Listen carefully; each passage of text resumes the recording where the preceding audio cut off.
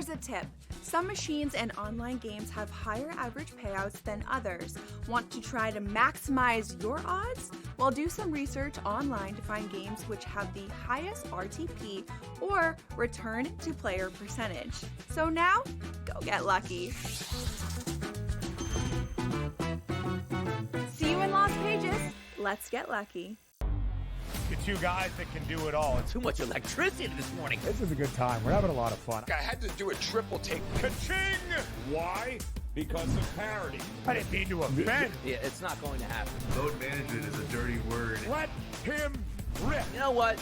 Circumstances provide the results. What? How do you do this once? Oh, Donnie, you got such a good show there. A network that is booming. The Early Line, only on SportsGrid. They're so close that we're barely going to be getting any value on the plus side of things. I think there's a little bit of value on the Blue Jays today, but it's an awesome division. Like, I don't want to see teams running away and be up by 12 games in first place. We want to see teams constantly battling for first place. They hit a team total. I love that. So as many times as we get bad beats, you do get the same amount of good beats typically in your direction if you wait long enough. Pro Baseball today, only on SportsGrid. The game is on. The stakes are high, but the action isn't just on the field. He's rearranging that ring. Get it inside! SportsGrid's in-game live. Your ultimate second screen experience. Just a little flyer, couple of 18.5 point live line. Every prop, every play, every day. Anything can happen. It's complete chaos. It's smarter to be on.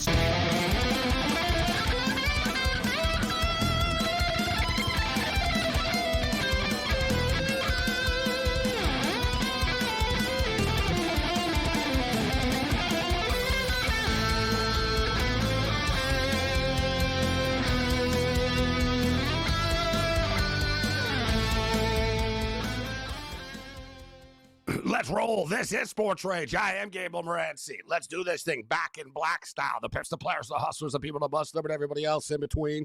The Monday Night Meltdown has begun on the SportsGrid Radio and Television Network, Sirius XM, Channel 159.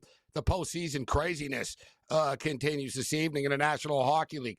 Tampa Bay Lightning had a 2-1 lead for what felt like the most of the game, and it almost felt like it was a certainty that the series is going to be tied up at 2, but things can change in a hurry, as we found out in Montreal last night. Similar situation. Florida exploded.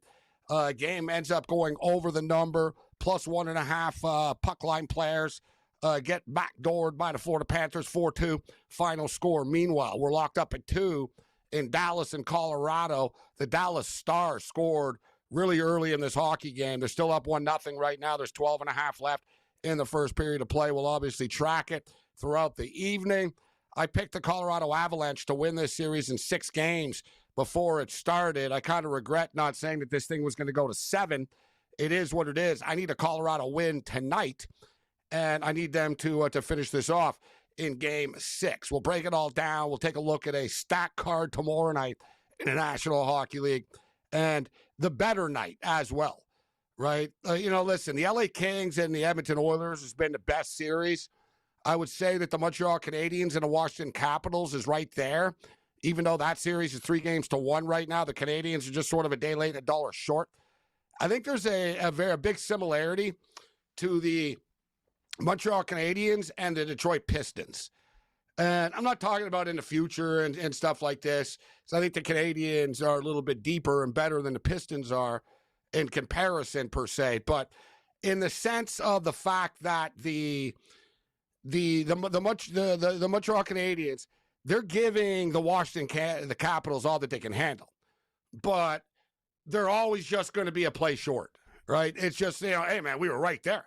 They were right there in both the games in DC in the district, right? Logan Thompson has just been amazing. I think Logan Thompson's been the best goalie in the playoffs personally, and Logan Thompson's been amazing. Like, the Canadiens could be up in this series, but they're not. Like, they could be, but they're not, right? And it's one of those, you got to learn how to lose before you know how to win. And the Canadiens, younger players are sort of going through that right now, but still, a hell of a series. Hell of a series. And what's the dude's name from Barstool there with the long hair, always wears the sunglasses? Is he the PFT commentator? Like, what's his name? Yeah, whatever. It'll pop. Yeah, he's the KFC dude. It'll pop in my head. So, yeah, the KFC dude. Anyways, the Capital fan. He's isn't he into Virginia Tech and stuff like that, too? Anyways, he's like a district type dude. He's a Capital fan. And he went to the game. I saw his clip, his video that he did from Montreal. And he basically said, I've been to Death Valley. I've been to Penn State, LSU. He was going off about how the Bell Center of Montreal is the loudest arena he's ever been to in his life. And it was a pretty cool clip, actually. Although it was funny, he was telling the Big Cat. It's him and the Big Cat. He was telling the Big Cat. He goes, they're really knowledgeable about hockey in Montreal. It's like, like that was the thing that got me. I'm like, well, you're surprised about this? Like you were unaware? But it was a pretty gratuitous and nice clip about the Montreal Canadian fans, in which he goes, there were times that they were so loud that I thought that there was a penalty called against Washington. But he goes, they were just actually cheering like the Canadians getting the puck out of the zone and stuff. He goes, man, like they were hardcore, and you can't top that. Listen, the Canadians, their power play, 5 guys are age 25 or younger on the ice. Like they really are kids, so they got a bright future. But the Capitals have them on the ropes. Maybe the Canadians can win the next game, but the Canadians aren't coming back and winning the series.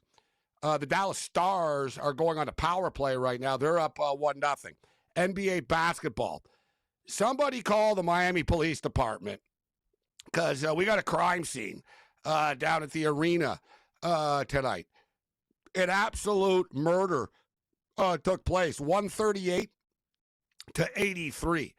And Cleveland took the pedal off the metal. Cleveland took their starters out. They left their starters in a little too long for my liking, actually, considering they were up by 60 or whatever it was. But it seemed to me like they wanted to get to 100 with their starters. They pulled their starters at 96. And it was like midway through the third quarter of play, and it was like 96 to 45 or whatever the hell it was. So they pulled their starters, and I was worried because I had the over in this game. We like the Cleveland Cavaliers tonight too, but we had the over in the game, and I was like, man, we're not gonna get this. If the Miami Heat are gonna score 32 points in the first, we're not gonna get there. 33 points. We're not. You need 2 to dance, right, to get it over. Fortunately, Miami didn't fully quit. Like, the players hit some shots in the second half. They scored 50 points in the second, 30 and 20. Yeah, they were still terrible. They scored 83 points. Brutally bad basketball game. But the Cleveland Cavaliers are a dangerous team. They're good. And it's best to make short work of your opponents in the playoffs. Something the Toronto Maple Leafs could regret, actually. Right? You look at the Toronto Maple Leafs. They could have already been rested. They could have swept. They could have been, and who knows? Tampa's, I wouldn't be surprised. Tampa's going to extend this series.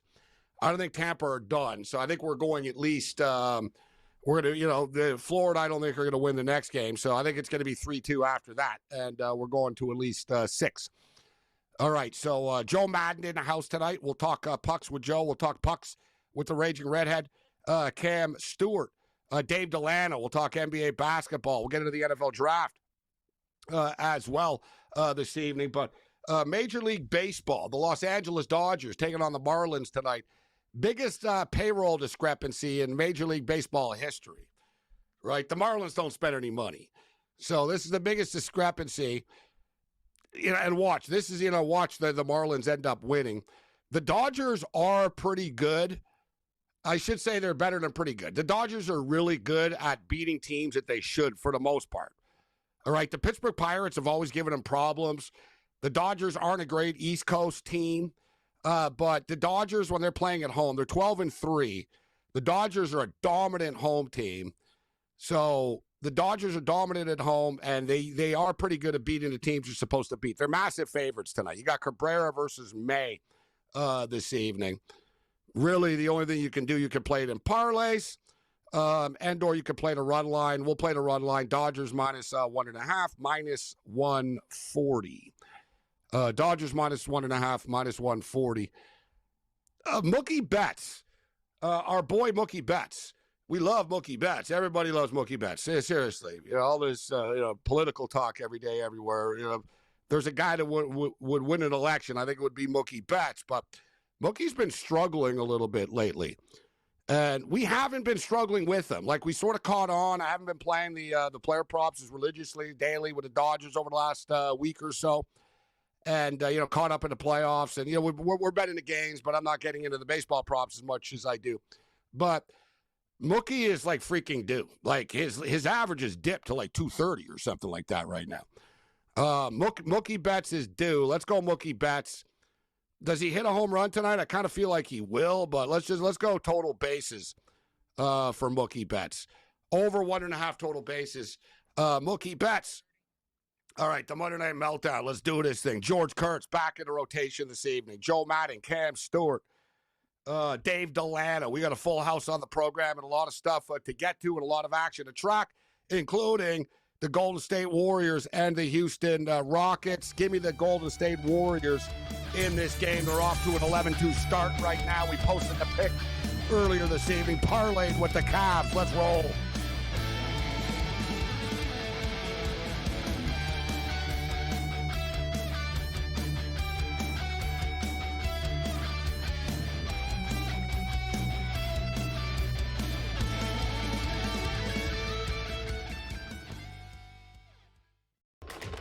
Enter into the magical world of McLuck.com, where even the smallest of spins can win real cash prizes. Adventure into over 1,000 of the best Vegas-style slot games. So what are you waiting for?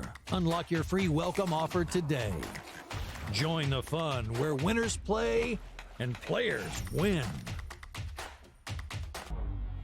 Two guys that can do it all. Too much electricity this morning. This is a good time. We're having a lot of fun. I had to do a triple take. Ka-ching! Why?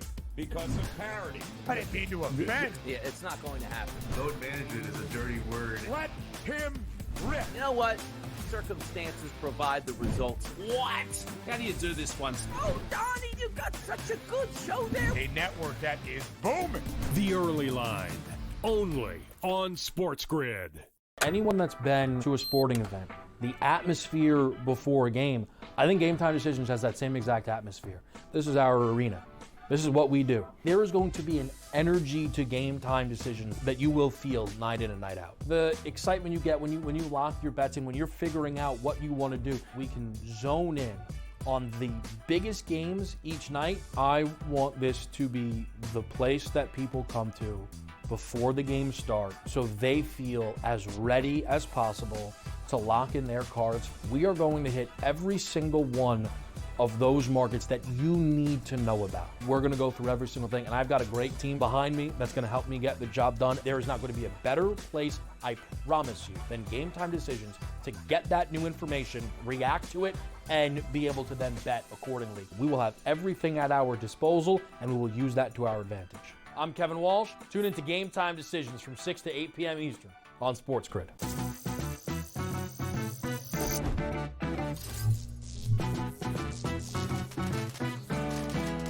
Did you know sportsbooks tend to draw up tighter bet lines for events that get even more bettors, like championship games or major matchups? My tip, try betting on less popular sports. You might have a better shot at beating those odds. Now, go get lucky. See you in Las Vegas. Let's get lucky.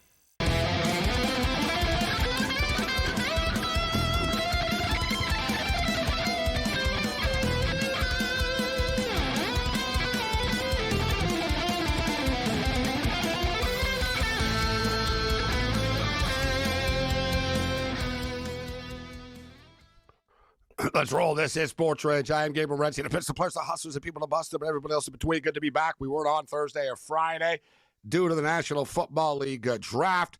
We'll get to the draft a little bit later on with George Kurtz. Rick Saratella joins us tomorrow. We'll really get into the NFL draft, give you our thoughts about who we thought, what teams drafted players are going to have the quickest impact. And I guess we can look at the big picture as well. But looking at the big picture tonight, we got a 1-0 hockey game with 6 minutes left in the first period in Dallas, Texas.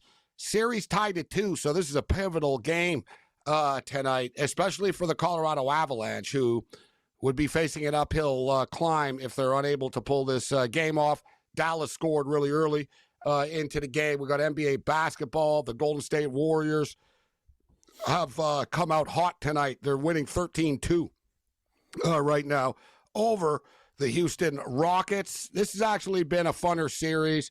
There is intensity. The NBA playoffs over the weekend. The theme of the weekend was old school basketball. They were just like killing each other out there. But you got to love the intensity of the playoffs. And we don't normally start off the show this early with some best of X's, but the intensity is high. We talked about Montreal and Washington a little bit, and Tom Wilson is like public enemy number one right now in the Belle Province and in Montreal. And I thought this was a brilliant idea by Canadian fans. Let's roll this.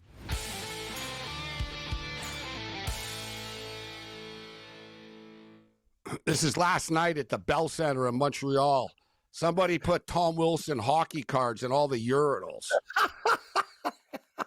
So when you go and take a leak when you're at the game, you're taking a leak on a Tom Wilson hockey card. You like that, Cam?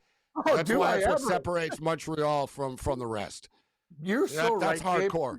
That is. Like, you never go to a Leafs game and go, some French guy's like, God, I'm going to bring my Tom Wilson cards down to the arena. I'm going to spread them around in the urinals. He goes from the urinals, putting Tom Wilson cards in the urinals. I like it. Gabe, those Montreal fans, and let's give it to the Canadians fans, that building is off the chain. I love it. I've never seen a Leaf fan put a Brad Marchand card and piss it in the No, they should. Yeah, see, that's you said it. Like, that's Montreal fans right You remember, that was this. This was a straight page out of my idea, though. Remember years ago, I was like, I don't understand why they don't sell NFL toilet paper. Like, as a Bills fan, you buy Patriots toilet paper, right? It's like, like, you know what I mean? Stuff like that. It's just simple, crude, but true, and it works. And here's the other one that we got. This is how they're rocking in St. Louis. You got Montreal, but they're getting it done in St. Louis as well. And here's my boy, day sober, 0. This guy's amazing. That's the best jersey ever. Sorry, Gabe. Drunk dude in St. Louis. The hockey fans are the best. They're filling urinals. You notice the theme. There's a lot of alcohol with hockey fans. Let's bring in Joe Madden right now. You like this Blues jersey? I love it. I wonder who gave it to him. Like, or did he buy it himself? Right? Oh, this is self-made. That's homemade. You think self-made? Or unless he's got a friend who knows he's a drunk, and he goes, here's a gift for you. Or an ex-wife. Or an ex-wife. Well, he wouldn't wear it if it was yet. No way he's putting it on. 0 days sober? I don't care who gave me that jersey. I'm wearing it. That thing's amazing. It's an awesome one. And if I'm a cop, too, and I see this guy leaving, too, I'm keeping my eye on him and see if he's driving out. I mean, the guy's advertising. I'm like, this guy's a drunk tank over here, right? I'm driving home guy's drunk. 0 days sober, sir. Just pull him over, sir. Sir, can you pull over, please? Look at this guy. You're advertising it, Kim. I'm wasted. Awesome. It's like me going, getting a Montreal Canadiens jersey, weed smoker on the back, 420. Yeah, that'd be a great jersey, Gabe. We did have a jersey like that before in our old days, but the Toronto marijuana Leafs. Yeah, the Toronto marijuana Leafs. Absolutely amazing, and hand it to Blues fan. That's great. And Montreal fan, I love it. You know what? You got to get great example. And your buddy who used to work with you, remember you had the NFL Band-Aids? I remember I brought some home. You did the morning show. That was Craig Carton's idea. He had NFL Band-Aids. Tell producer Greg Frank I got a case of Philadelphia Eagles Band-Aids. That was the best. One day I'm sitting with him there in the morning. He just randomly goes, "Hey, Gabe, you want a box of Bengals Band-Aids?" I'm like, you got a bunch of Band-Aids sitting there with NFL teams. He goes, my investors fell through, but I'm telling you, that was a good idea. Huh? Great idea. And I told him, toilet paper, bro. And he was like, he goes, "Oh, we're going to get along." And he started throwing he had like a million Kramer-like ideas. He goes, "I got a lot of ideas." He started rattling them off. He was quite the quite the entrepreneur. I'm telling you, I think toilet paper, NFL toilet paper, is one of the best ideas I've ever heard. Like, don't even NHL would work. These things there. Oh, NHL toilet paper. Like in Edmonton and Alberta and Calgary, you guys it's Joe has genius. Like I would sell them. I would sell Oilers toilet paper in Calgary and Flames toilet paper in Edmonton. But as people in Calgary say, people in Edmonton can't afford toilet paper. They can't. They really can. It's so true. Are you kidding me? That's what they say? Took a little shot. You like that, Joe? Oh, yeah. That's I oh, my did. God. It's Love amazing. that. Best. What a start. This is just insult city. People in Edmonton I saw. toilet paper. Dude, there's like 20 videos online from last night. People fighting in Edmonton. Like, I don't know what the hell. Oiler fans are all fighting each other. There's fights all over the place. And I tweeted out today. I said, what the hell's wrong with you people in Edmonton? You even won the game. And all these people that live there, they all told me, oh, it's a hellhole here. That's why we're depressed. Like, it wasn't like they didn't get like any positive feedback. Like, Mick Aussie seems to be the only one that likes it there. And like, you know, I think Mick's just happy because he hasn't been banned. Exactly. He doesn't get kicked out of anywhere. It's the one city that's taking him in. Like, yeah. I'll live anywhere. You gotta be kidding me. It's the one city that's taking him in. So 1-0 for the Dallas Stars. And there's a picture, actually, speaking of hockey fans with the jersey. It's a Winnipeg Jet fan, actually, but I don't have it. Maybe we'll do it later in the week, but it's a little racier. So Winnipeg Jet fans are pretty crazy down there. But the NHL playoffs have been lit, even though I think tomorrow night, like, you know, it's just sort of funner. When you had the LA Kings and the Oilers playing, the Canadians and Capitals have been great. Now you got the Battle of Ontario. We'll get Joe Madden's picks on the other side for these big hockey games. Got an 18-12 basketball game. The Warriors are leading by 6 right now with 5 minutes left in the first quarter of play. Let's roll.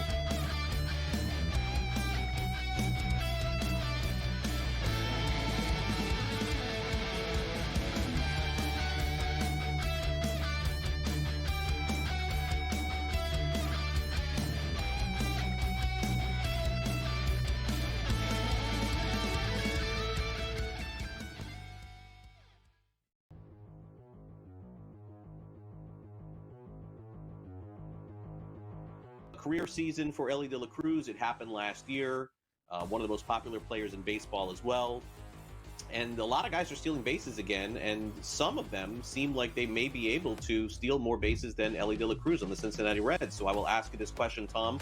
Buy or sell? De La Cruz will lead the league in steals this season. Sell. I sell on this. I'm not going to say it's already because he's just a handful behind, but there's another Cruz that could easily lead the league in steals, and that's O'Neal Cruz. But like you said, there are a lot of players stealing. Pete Crow Armstrong, I think, is always a viable option. Victor Scott, we know it can be very good. I think that's where we'll see things end up. The fact that he did so last year and he was the odds-on favorite to lead the league in steals this year, I just don't see it repeating. And frankly, there's going to be a point where maybe the Reds need to protect him. Like, they need him to be healthy. You don't want him potentially risk himself on any further injury if they're going to make a push for the playoffs. Yeah, I mean, I think he'll catch fire. I'm going to buy this. And the Reds went for about a week and a half without basically scoring a run. I do think as the weather heats up, he will get on base more. It has been, as I've said, a wintry April in a lot of different locations. And I can't quite figure out why the Reds, especially at home, are not hitting like they have in the past. And I'm just going to put it down as weather and nothing else. So I'm going to say De La Cruz at the end of the year does it. You know, the competition, and, you know, Tom brought up a great point. O'Neal Cruz certainly off to a great start too. But I'm going to end up buying this, and I think 85 steals again for Elly De La Cruz, somewhere along those lines. Yeah, why not? Fantasy Sports Today. Weekends starting at 8 a.m. Only on SportsGrid.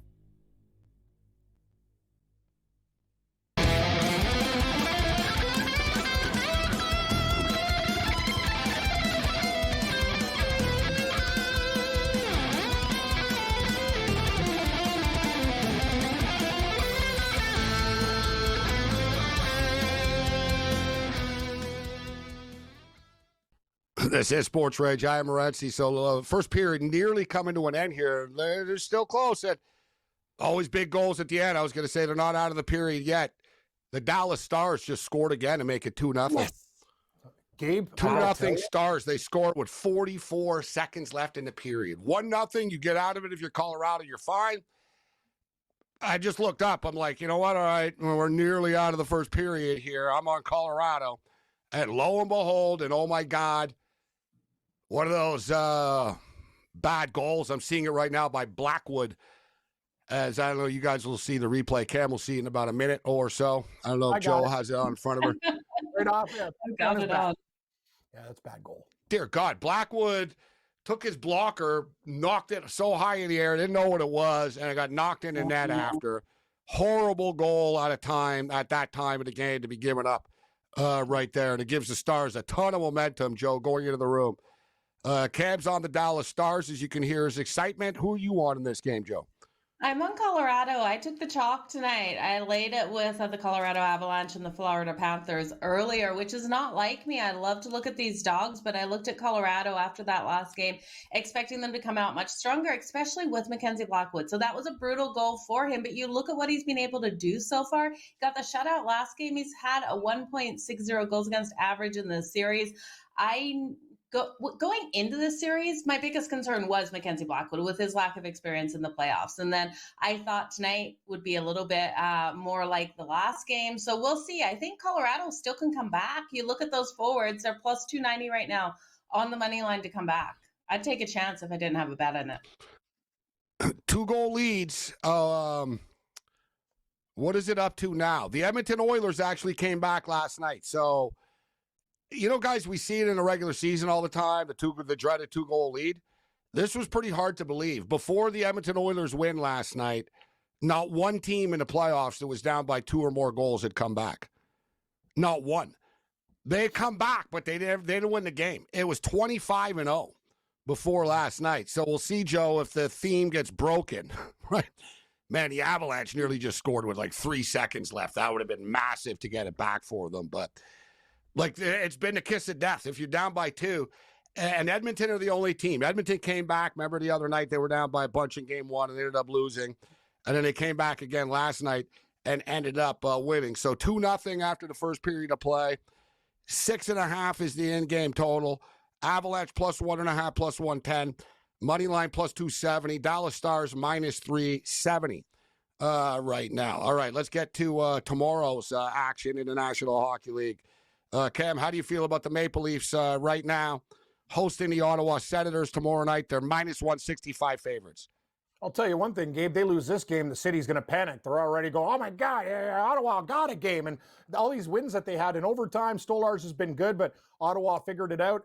I'm kind of confident, I guess. I don't like the price on the Leafs, but I think they have to take care of business in 5, because if they give the Senators any life with the negativity around the Leafs, you know, all the playoff debacles and 4-1 leads in the third period and stuff, the ghosts are there. Let's just call it out for what it is.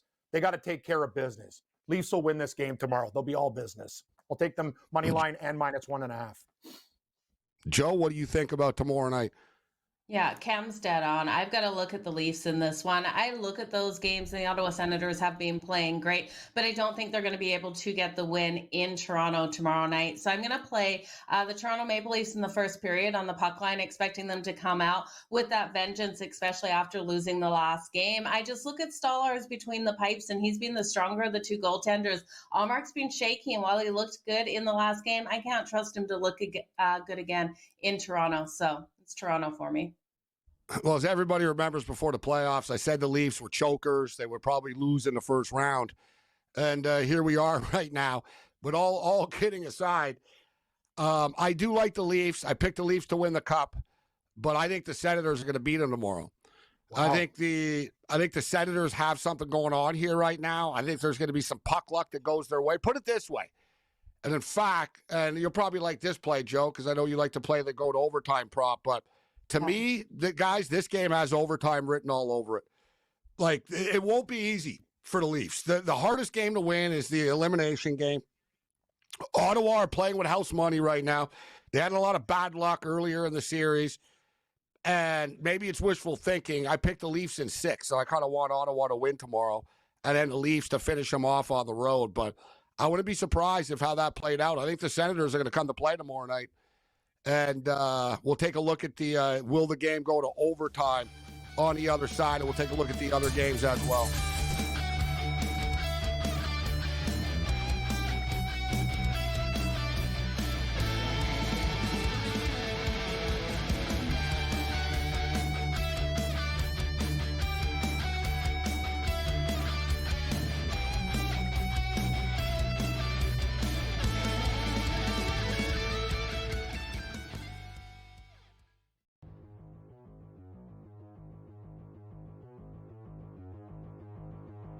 career season for Elly De La Cruz. It happened last year. One of the most popular players in baseball as well.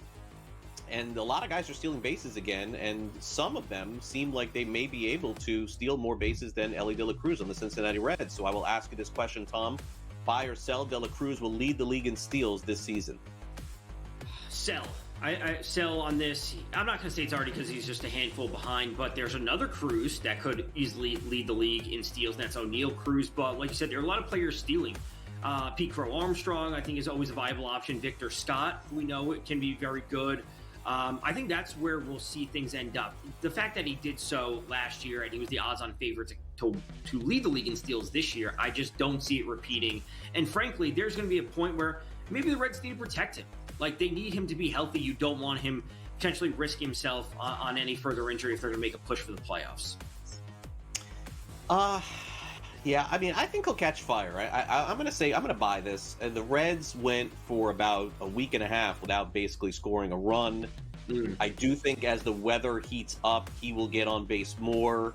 It has been, as I've said, a wintry April in a lot of different locations. And I can't quite figure out why the Reds, especially at home, are not hitting like they have in the past. And I'm just going to put it down as weather and nothing else. So I'm going to say De La Cruz at the end of the year does it.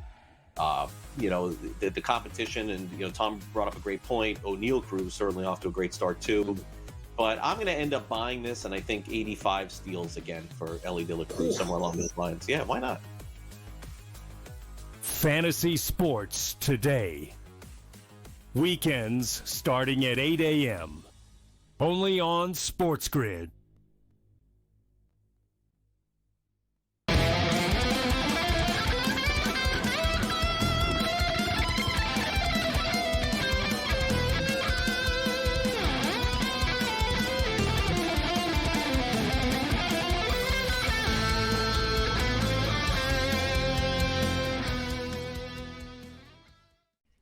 Let's roll. This is SportsRage. I'm Morency. We pulled the trigger on over 207.5 in the Houston Golden State game. We're already on the Golden State Warriors moneyline parlay with the Cleveland Cavaliers. It's 28-24 right now with under a minute remaining in the first quarter of play. And anybody who watched the NBA playoffs over the weekend saw this was a throwback in time, man. Like, these games were like hardcore, old school thrash street basketball. And they were, you know what I mean? The Laker game was the only one. Lakers, because you can see it actually too, right? You can see, you could make the legitimate argument that what a coincidence. Now, Minnesota won anyways, but the Lakers are getting a lot of weird calls. And the Knicks were sort of getting these calls against Detroit. The league would really like to see the Lakers and the Knicks advance. But at the same point in time, I'm not going to cry about the foul. I bitch from a betting perspective in the heat of the moment, but whatever. They were mugging each other all game. The Pistons were calling Knicks out earlier for complaining that the series was too rough. So they got a taste of their own medicine, and they ended up losing the basketball game. But the NBA playoffs have been lit. And this Houston Golden State series has been pretty good. They don't like each other for real. Like, it's good stuff. And you saw the other night Draymond Green and Jalen Green get into it after the game. And people are good at picking stuff up. Eventually you can lip read this stuff, or there's going to be mics and cell phones. So people picked it up what was said. And Draymond called him a wussy, but with a P. And he said, you're a freaking wuss. You paint your fingernails. What's up with that? Jalen Green has painted fingernails. Jalen Green said, I'll effing kill you after to him. So it was pretty good. They were going at it pretty good, but that's the old school versus the modern player, right? Say what you will about Draymond, but he ain't wearing nail polish, right? It's the new modern player. But they're going at it pretty good, and Dylan Brooks is going at it with everybody. It is a fun series, but let's get back to the NHL and get Joe's picks here. We got Dave Delano. We'll get back to the NBA. So, Joe, you like the Leafs tomorrow? You're saying to get it done against the Senators, right? Yeah, I really have to take them there, Gabe. I think they find a way to pull it out, and it could be an overtime game. I think Ottawa does bring enough in this one. I really like what we've seen out of Jake Sanderson out there. He was able to score that overtime winner, but I'm looking at Toronto to finish it out. I think it does go over, though. 5.5, it seems light, especially when you know goaltenders will be pulled if Ottawa is down. It would only go under for me if this is just not like it's a 3-0 game where Stolarz gets a shutout. I just don't see it playing out that way. Stolarz had an 11-game win streak going. Eventually, it had to come to an end, and it did. Leafs minus 165. Like I said, I think the Sens are going to come to play. And if they lose, maybe it'll be a heartbreaker in overtime. But as Cam stated, the ghosts are real. And all it'll take, like if Ottawa get a 2-goal lead, like a 2-0 lead in this game, that building will go silent fast. Yeah. And like the Sens are going to, the Sens are the younger team, sort of playing with house money right now. They got nothing to lose going in tomorrow. And like I said, this is all wishful thinking on my behalf because I got the Leafs in 6. I also have the Hurricanes in 5. Sets up perfectly for tomorrow night. Carolina Hurricanes minus 270 favorites, Joe. This series is done.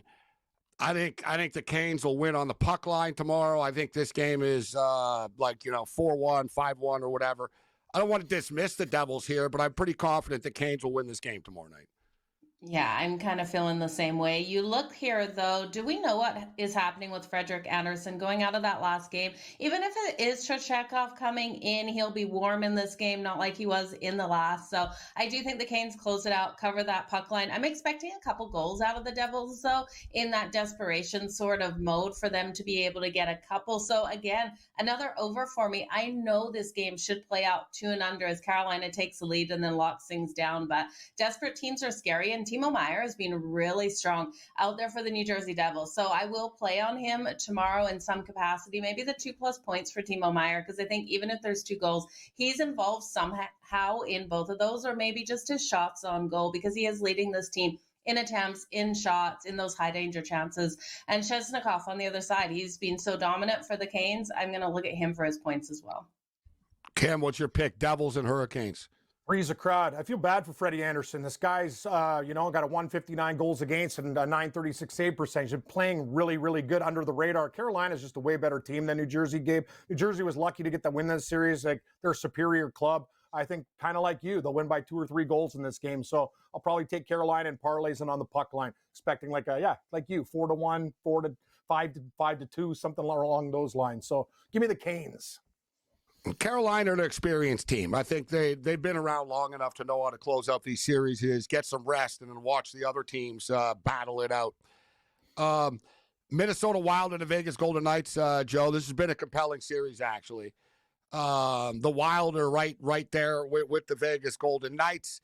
Vegas are heavy favorites all the time on the road and or even at home. Even they're massive favorites in this game. Minus 230, total 5.5. Who do you like in this one? Yeah, this is a hard one because you look at Vegas and they're struggling to lock down the Minnesota Wild, especially Kaprizov, Ryan Hartman out there on the ice, and Matt Boldy. But I do look at Vegas at home. At home in the Fortress is a hard place for any team to come in and be able to get the win. I think Vegas probably answers back here in Game 5, but I don't love them on the puck line. I'd take the Minnesota Wild plus the 1.5. I think this is a 1-goal game. It's not a 2-goal game, and it's a game that probably goes to overtime again. We saw Game 4 go to overtime, 4-3 for the Vegas Golden Knights. They were lucky to get that one done. Cam, what's your pick? Wild or Knights tomorrow? First of all, I loved your comment about Minnesota in the NBA, and the same damn thing's happening in the NHL. I've watched every single second of this damn series, and Minnesota's been better than Vegas in every game. They get no calls. The Vegas guy cross-checks a Minnesota guy, puck goes in off him, no call. They got robbed the last game. Absolutely. Like, you saw these guys, Gabe, they get no break. It's a state of hockey, yet you're helping Vegas. Anyway, it had to be said. The league has always helped Vegas since year one. Yep. Yeah. It's obvious. It's obvious. But the thing is, it's known though, kind of like, and the Minnesota Wild, they might as well be a Canadian team. Yep. Right. That's the thing with the Minnesota Wild. They don't have any pull with the league or Batman doesn't care about, like, they're going to sell out there. There's a hockey mad city and stuff. But at the same point in time, the officiating in the NHL, Cam, it's been very NBA-like. They're letting the players kill each other. So you can't really, you can't just cry about, oh, they're rigging this for that. Like, what about tonight with Florida and Tampa? They didn't even call it. Like, Buddy got freaking killed tonight, right? Who was it? Ekblad. Got absolutely murdered. There wasn't even a penalty on the play. The Canadians and the Capitals have seriously cheap shot at each other right in front of the referees. They're not calling it. You see it, Joe. Like, the refs are right in front of a lot of this stuff, and they're just letting it go. And even, like, old school hardcore hockey people are like, wow, like, that's a penalty. Like, I'm seeing these people are like, wow. Like, I saw Chris Pronger even saying the other day, he was like, wow, I'd have some fun playing, like, right now, because they're just letting everything go, Cam. So it's not just like, no, I'm not saying the Wild haven't been a that the Knights haven't gotten a couple of calls, but the reffing in the NHL, they're basically letting the teams kill each other. Just point blank. You're absolutely correct, and I agree with you. And it's been very physical and crazy. Like this Montreal series with Washington's prison rules. I'm waiting for foreign objects, but I will say this: it just seems, and you made the astute point, Gabe, about Vegas. It's just so noticeable, and Minnesota is basically a Canadian team. I'm just saying these people are rabid hockey fans. Like, they don't need any more help to help the favorite in this series. Minnesota's been very, very good, and they've been, in my opinion, ripped off. Vegas has won a cup, right? Minnesota is not. Vegas has that aura about them. Once you win, you know what I mean? You get that respect from the league, even if it's been quickly, but they've got the respect from the league. And the league likes to see them do well.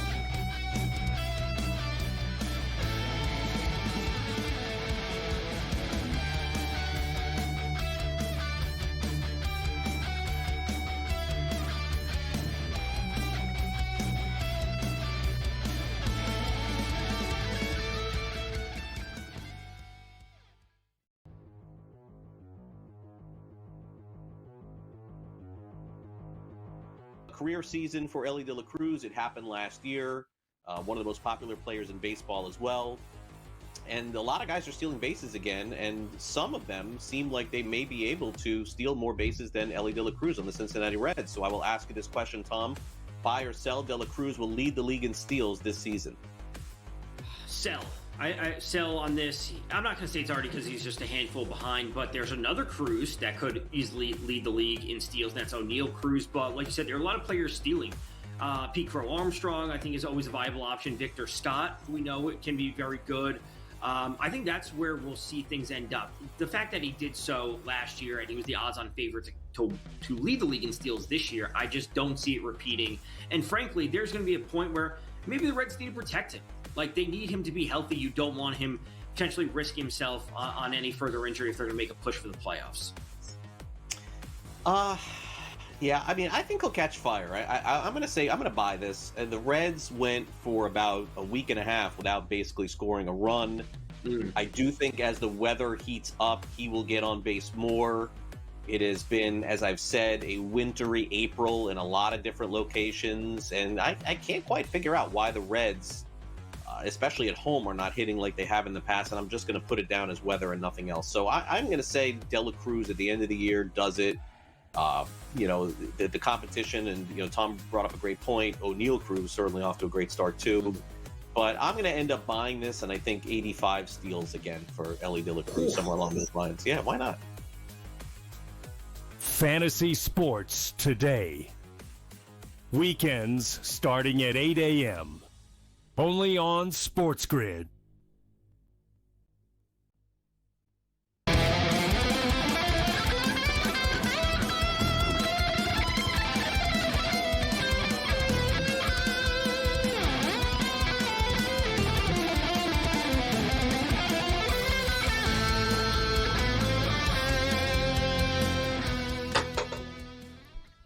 Let's roll. This is SportsRage. I am Gabriel Morency, the Pittsburgh Players, the Hustlers, the people, the bust, everybody else in between.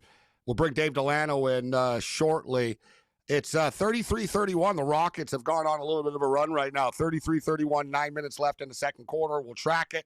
We're at the intermission in Dallas, 2-0 for the Dallas Stars. All right, we'll get Joe Madden out of here. We'll bring Delano in. But, Joe, your pick for Vegas and Minnesota, what's your pick for this game? I'm going to look for Vegas to be able to get the win, but Minnesota covered the puck line. Minnesota plus the 1.5 is where I'll go with that game. I'm going to say that Minnesota win the game. I'm going to take a plus 190. I think the game's a toss-up. I think they can play with Vegas.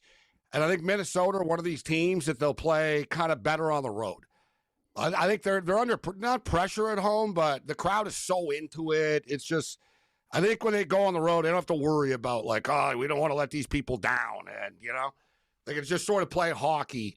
They'll be up against it. Vegas are tough, but plus 190 to me is a big price for a series as close as this one is. And then in closing, Joe, the LA Kings and the Edmonton Oilers been a super entertaining, old school type of hockey series like the Kings and Oilers used to be in the 80s. High scoring, wild, close games. Who do you like tomorrow in Los Angeles at the Crypt? I'm going big on the LA Kings to come out and cover that puck line for the full game. I'll lay the 1.5. It's coming in at plus 180 right now. I think if the LA Kings are to win it, they can't win it in a tight game. They have to find a way to shut down that power play that wasn't converting for Edmonton. It just started converting in the last two. If they can shut that down and they can come out, they're able to score on the power play. They've been scoring at 53% on that power play until the last game. So I'm looking for them back at home to get it done. Joe Madden, great stuff as always. Catch Joe right here on the grid. Good to see you, Joe. Good to see you guys too. All the best in your bets tonight. There's Joe Madden with us. So we go from Joe Madden to Dave Delano stepping up and in.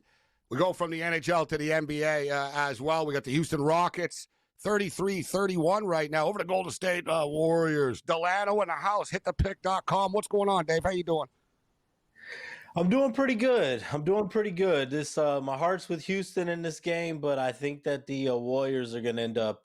I know it opened up at. I'm not sure what the live line is. I know it was 3.5, 4.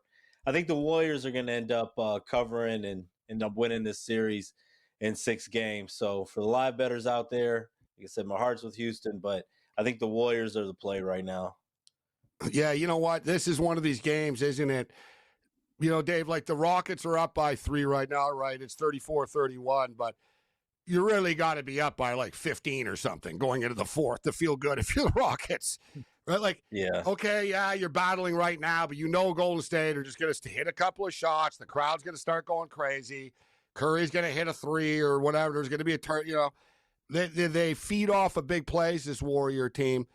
And here's Curry going to the line now, but Houston are battling early. Right now, so right now, listen, guys, the Warriors are minus 125 on the money line. I think the Warriors are going to win the game as well. They're minus 1.5 on the point spread. Cam, you're on the Houston Rockets plus the points in this game. I am, but I think, I kind of agree with your point. I'd like to see Houston up double digits. I'm hoping it goes 5 or under game. As we're talking, the Dallas Stars have just scored to go up 3-0. So Colorado's up against it at home. But yeah, I'm on Golden State, but I'd like to find a middling opportunity. There just isn't one there. So I'm just going to hold my Rockets ticket and hopefully they can get it and lose by under 5, Gabe. Colorado and Dallas, the series has sucked. It's been very it is. It's very anticlimactic.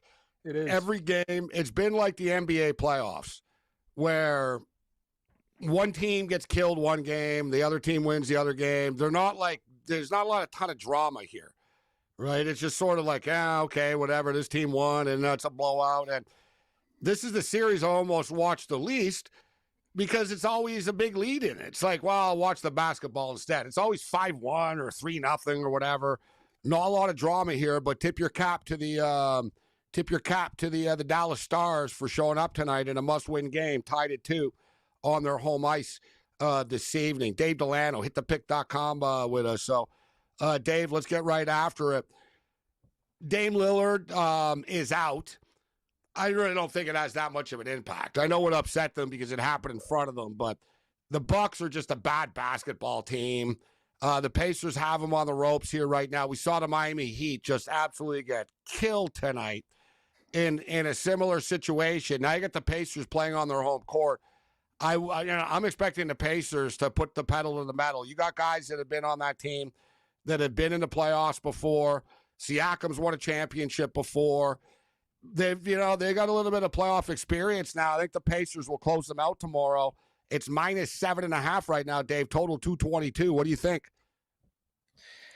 I agree with you. I'm thinking a double-digit win for the Pacers. I mean, the Bucks, they only got one game in the series, but it's been ugly. I mean, outside of Giannis, this team hasn't shown too much heart. I don't think that they believe that they can win. Pacers are going to be fired up. I think it's going to be ugly. I'm expecting a double-digit win for the Pacers. Wonder what they're going to do after this. I'm sure they'll probably keep Doc Rivers because they have to justify that terrible coaching change. That 30 and 13 start for Griffin wasn't good enough a couple years ago. But yeah, I'm not expecting too much from the Bucks here. Another disappointing finish for them. I think this is going to get ugly. I don't think they'll lay down as bad as the Heat did today, but it's going to be a double-digit win for Indiana. Was that a record, guys? 25 at the half, Gabe? Modern day for futility? No, it was 39 at the half tonight.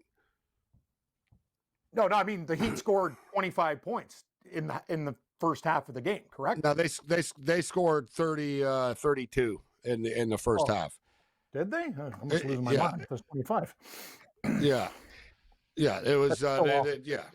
But they got absolutely murdered. Yeah, but as far as the Bucks, it's a good point, Dave, about Griffin. And Griffin is a former Raptor assistant, and he rubbed people the wrong way with the Raptors as well, with his bluntness, right? Like the guy was old school OG style. He played like, in the old school hardcore NBA days. And on the other side, we'll talk about it, but I hear people now, oh, poor Giannis, what are they going to do? He can't take this much longer. It's his fault they're in the position they're in.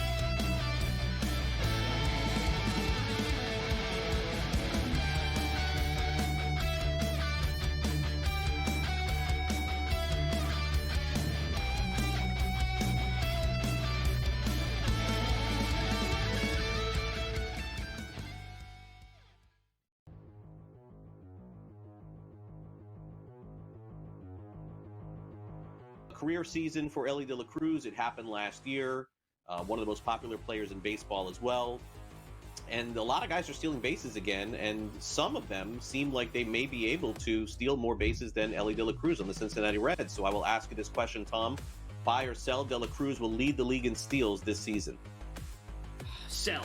I sell on this. I'm not going to say it's already because he's just a handful behind, but there's another Cruz that could easily lead the league in steals, and that's O'Neal Cruz. But like you said, there are a lot of players stealing. Pete Crow Armstrong, I think, is always a viable option. Victor Scott, we know it can be very good.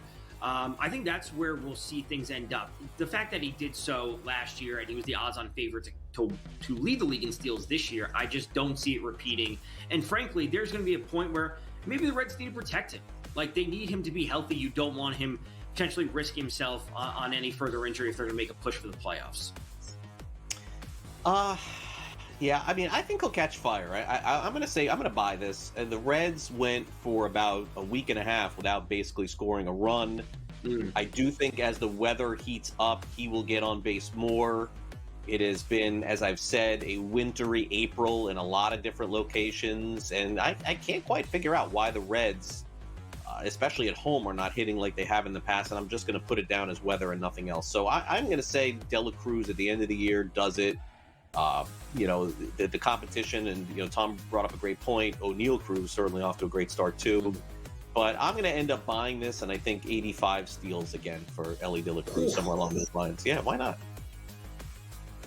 Fantasy Sports Today. Weekends starting at 8 a.m. Only on SportsGrid.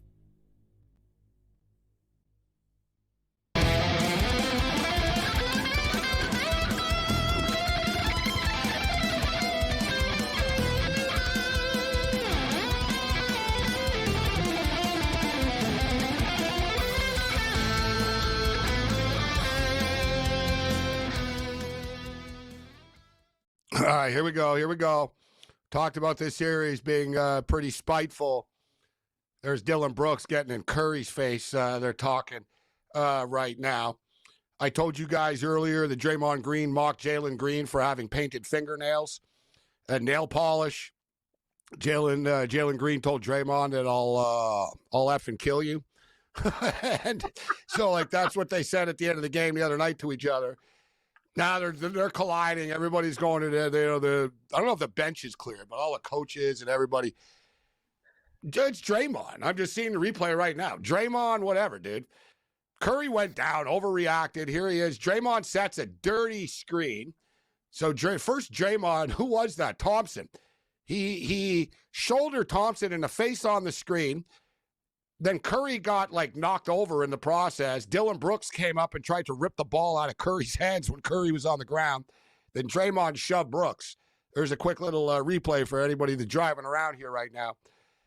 Dylan Brooks always in the middle of this stuff. But, Dave, I brought it up earlier. Anybody watch the NBA this weekend, you saw they went old school 90s rules, bro, this past weekend.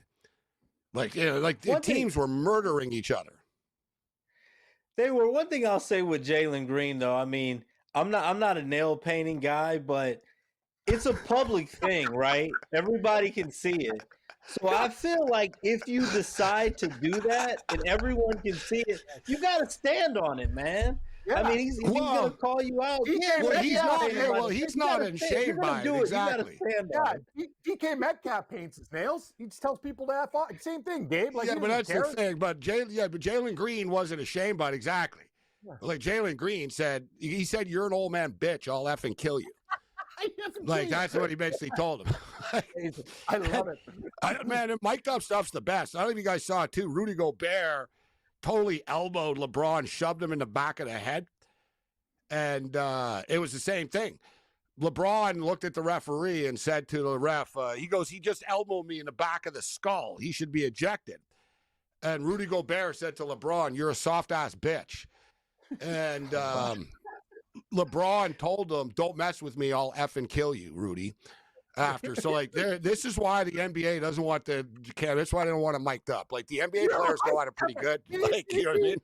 Yeah, 7 minutes away. I'll effing kill you is the comeback. That's the... Yeah, and there's a lot of kill you, I'll cap your ass. There's a lot of, not to mention the words they don't want. You know what I mean?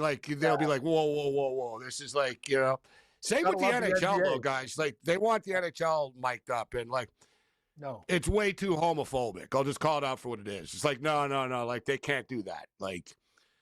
NHL players say horrible things to each other on the ice, and it's always very sexually related. NBA guys go right to, I'll kill you. It's very street ball. I'll go in my car and get my gun, bro. You know what I mean? You know what I mean? I'll get you in the tunnel. That's the way the NBA guys are. Hockey players are more just you're an effing this and your mother sucks that and it's very crude. And I was gonna say, guys, there's one guy in the middle of this right now that nobody would want a piece of, and that's Steven Adams. Steven Adams, toughest guy in the NBA. Nobody wants to mess with him. In this scrum, nobody wanted a piece of him. You're right, Gabe. If you hit Steven Adams in the skull, like with a shovel, the shovel will break in half and he'll laugh. The guy's an animal. You look at that guy, he kills people. That's one guy that would take on, he could wrestle a bear. Steven Adams is huge. They know, though. They know. It's don't mess with that white guy. They're don't mess with him. Just leave him alone. I will say in the NHL, though, that they'll actually will fight you, not wait until there's four guys in between to start. Yeah, it's a little different. Yeah. NBA, it's a lot of pushing and shoving and stuff because they know no one's ever really going to throw. I miss the old days, though. It'd be great. Larry Bird, they were standing at the free throw line. Larry Bird just threw the ball at Bill Lambier's head out of nowhere. A fastball. He just, threw the ball at his head. He used to get some, crazy stuff in the old days. All right, so we all kind of agree here. The Pacers are going to roll the Bucks tomorrow. Total 222. Probably gets there, but Milwaukee roll over, and Milwaukee's bench is bad. We saw Cleveland's bench come in tonight, and these guys were hitting threes. Milwaukee's bench, who's that stiff from Notre Dame there? Connington. God. This guy came in last night. I needed 3 more points for an in-game over. This guy hit the side of the backboard cam on a 3, the side of it. You see that day last night late? I'm like, you son of a bitch. You're cashing a check, bro. Can you at least hit the rim? You know what I mean?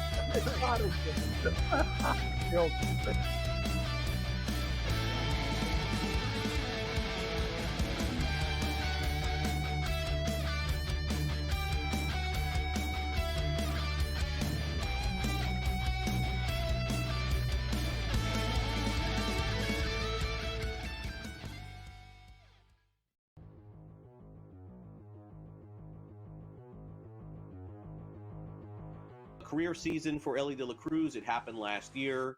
One of the most popular players in baseball as well. And a lot of guys are stealing bases again, and some of them seem like they may be able to steal more bases than Elly De La Cruz on the Cincinnati Reds. So I will ask you this question, Tom. Buy or sell, De La Cruz will lead the league in steals this season? Sell.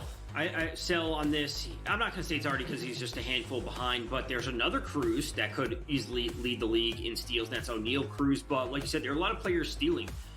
Pete Crow Armstrong, I think, is always a viable option. Victor Scott, we know it can be very good. I think that's where we'll see things end up. The fact that he did so last year and he was the odds-on favorite to lead the league in steals this year, I just don't see it repeating. And frankly, there's going to be a point where maybe the Reds need to protect him. Like, they need him to be healthy. You don't want him potentially risking himself on any further injury if they're going to make a push for the playoffs. Yeah, I mean, I think he'll catch fire. I'm going to buy this. And the Reds went for about a week and a half without basically scoring a run. I do think as the weather heats up, he will get on base more. It has been, as I've said, a wintry April in a lot of different locations. And I can't quite figure out why the Reds, especially at home, are not hitting like they have in the past. And I'm just going to put it down as weather and nothing else. So I'm going to say De La Cruz at the end of the year does it. The competition, and Tom brought up a great point. O'Neill Cruz certainly off to a great start too, but I'm going to end up buying this, and I think 85 steals again for Elly De La Cruz, somewhere along those lines. Yeah, why not? Fantasy Sports Today. Weekends starting at 8 a.m. Only on SportsGrid.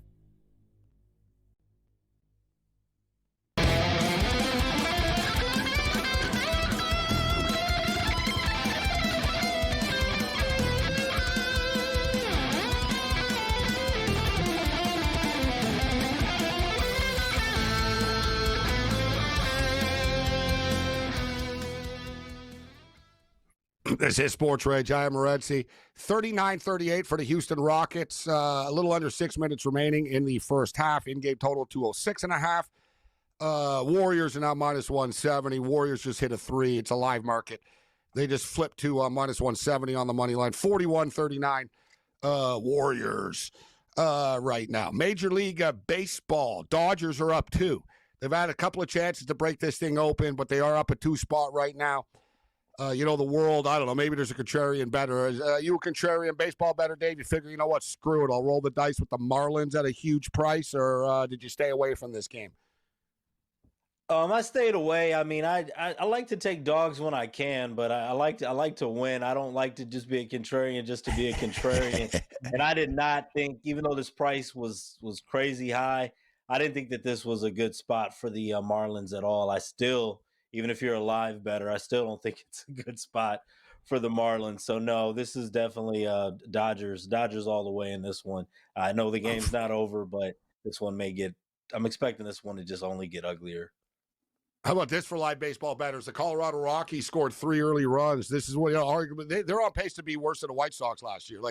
The Rockies could be the worst team in the history of Major League Baseball when it's all said and done. And they had a 3-0 lead earlier this evening on the Atlanta Braves. The Braves are actually plus 280, down 3-0 to the Colorado Rockies, and it's 6-3 for the Atlanta Braves right now. Right? When we started the show, I said, it's a good time to jump on the Braves.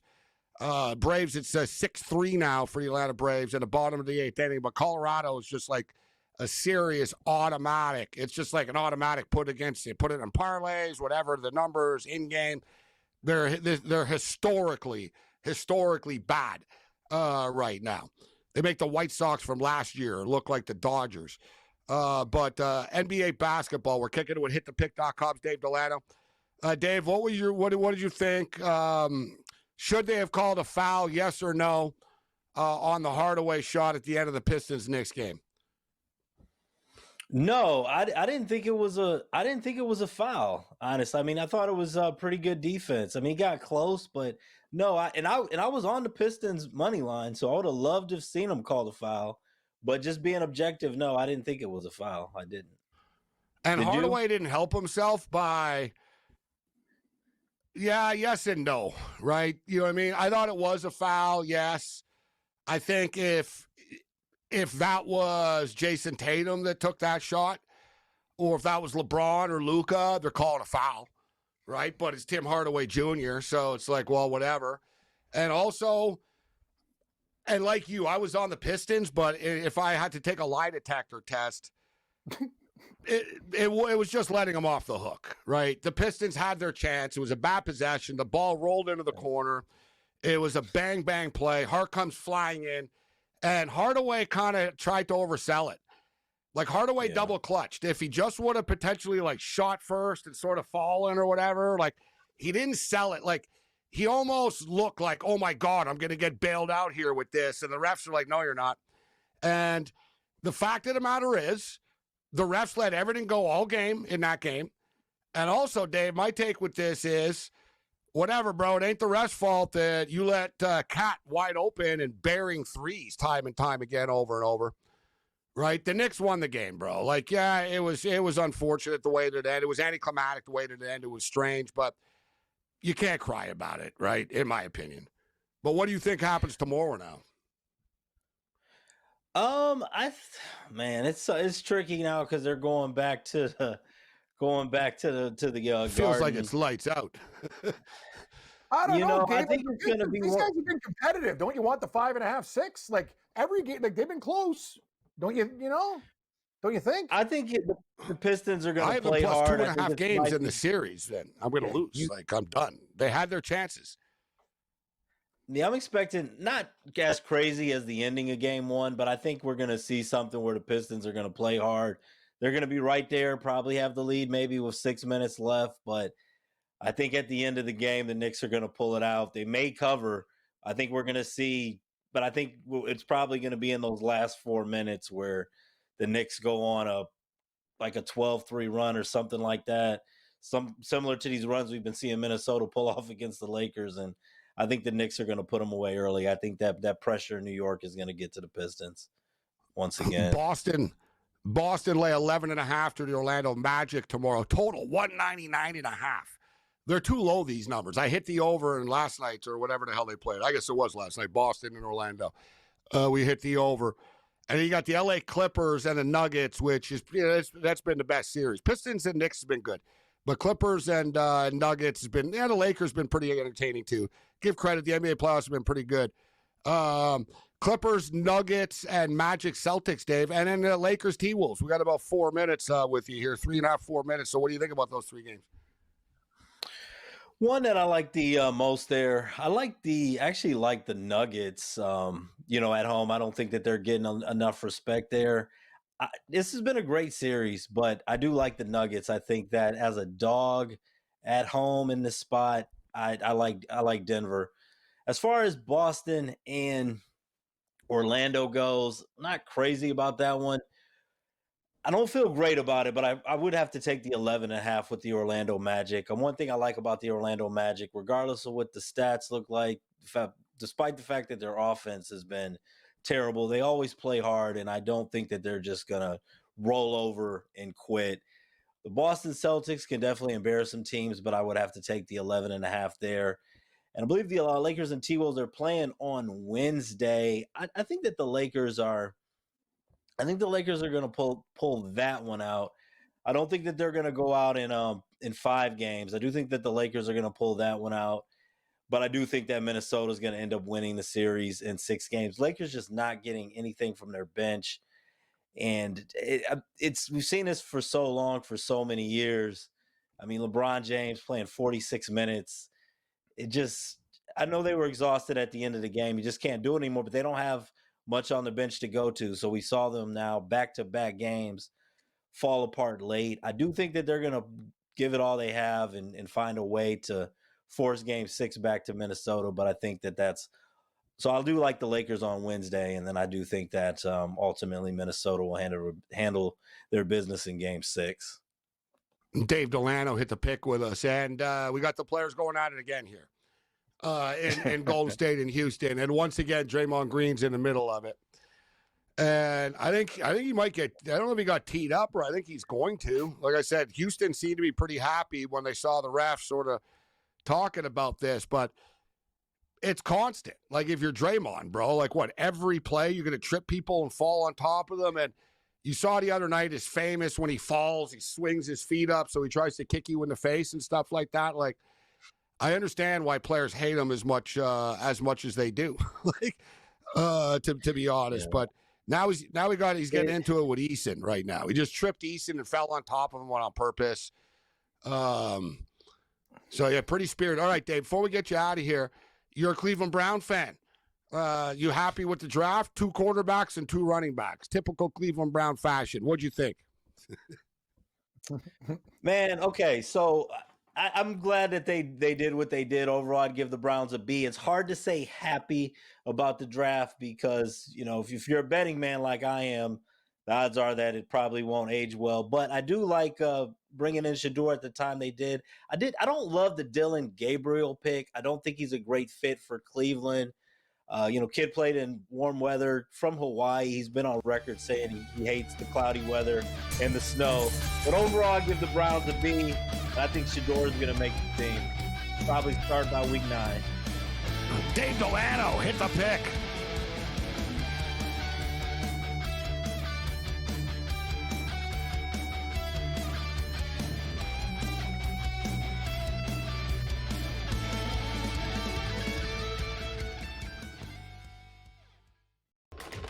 Enter into the magical world of McLuck.com, where even the smallest of spins can win real cash prizes.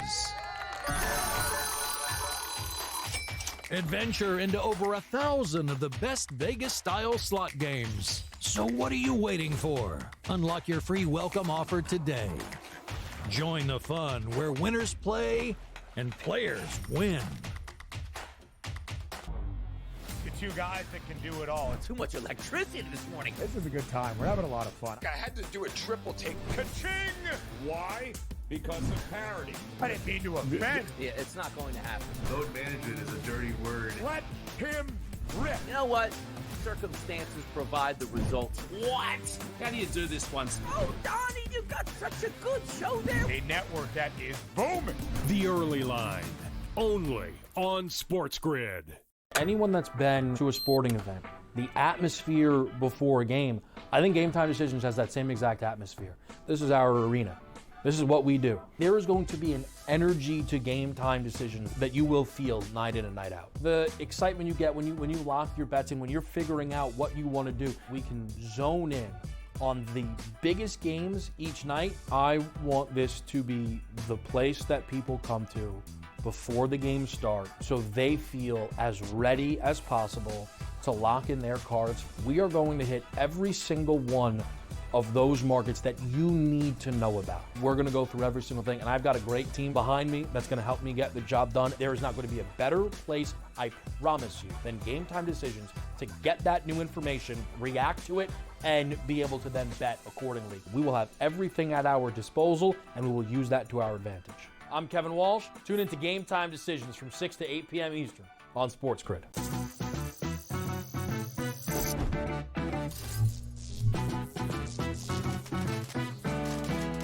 Did you know sportsbooks tend to draw up tighter bet lines for events that get even more bettors, like championship games or major matchups? My tip? Try betting on less popular sports. You might have a better shot at beating those odds. Now, go get lucky.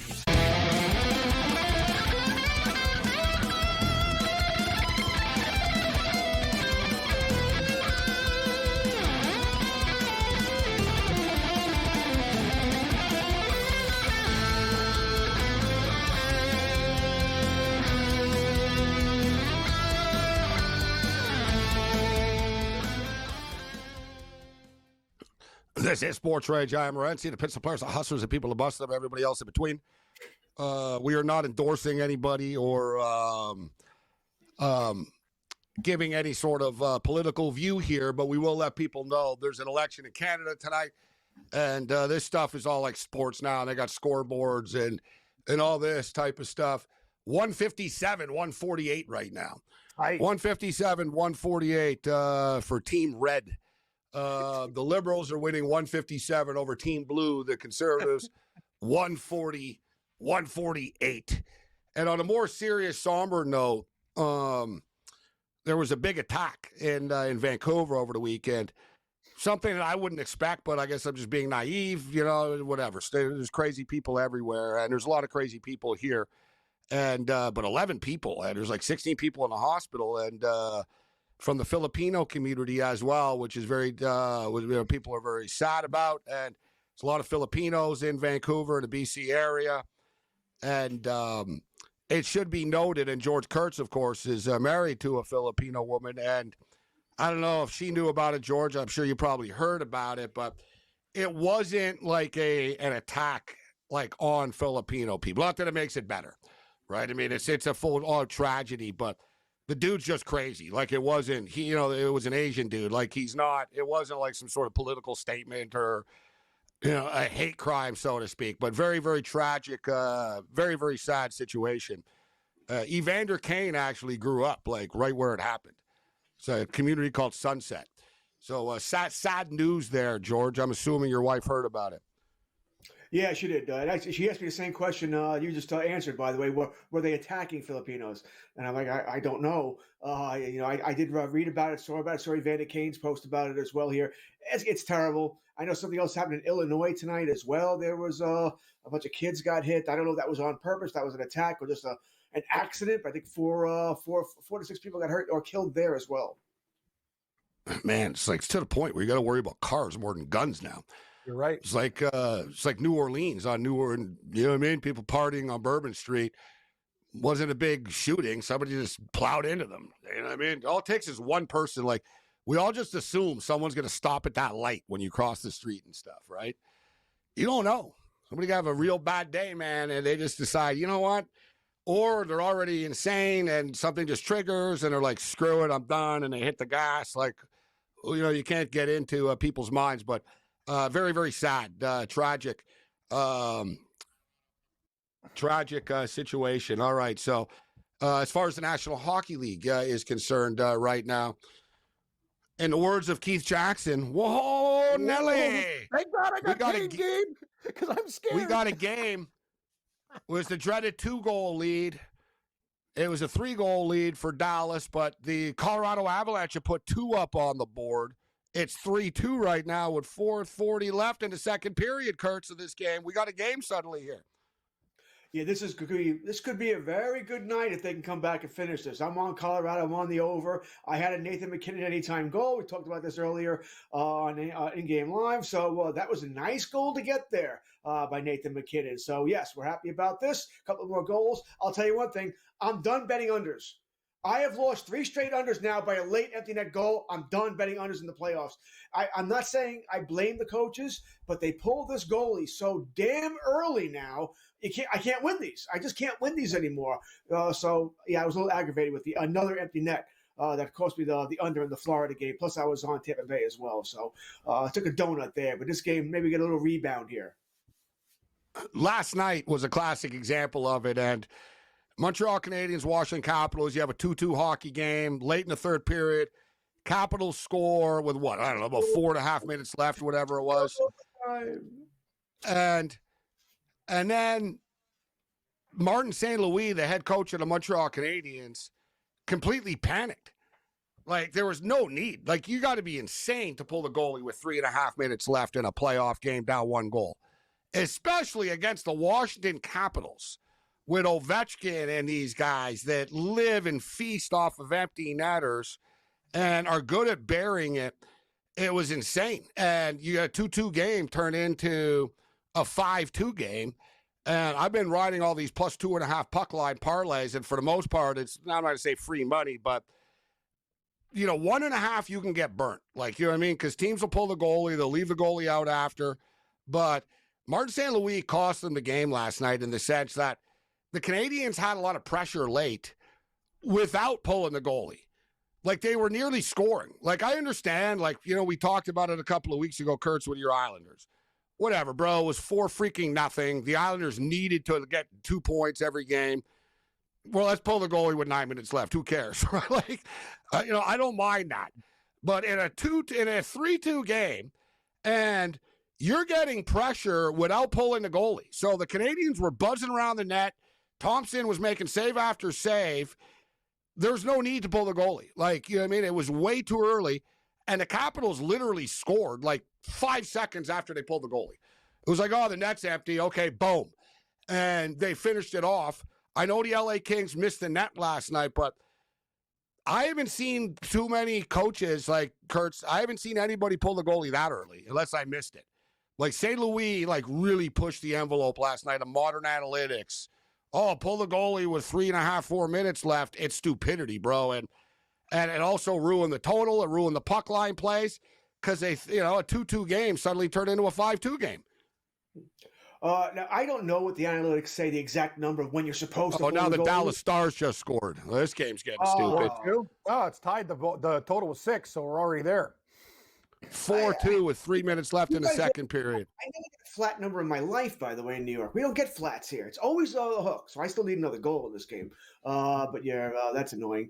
Probably Colorado's going to have a tougher time coming back now, Wyatt Johnston. But I don't know what the analytics say as to when you're supposed to pull the goalie. You know, I think 3.5 minutes is nuts.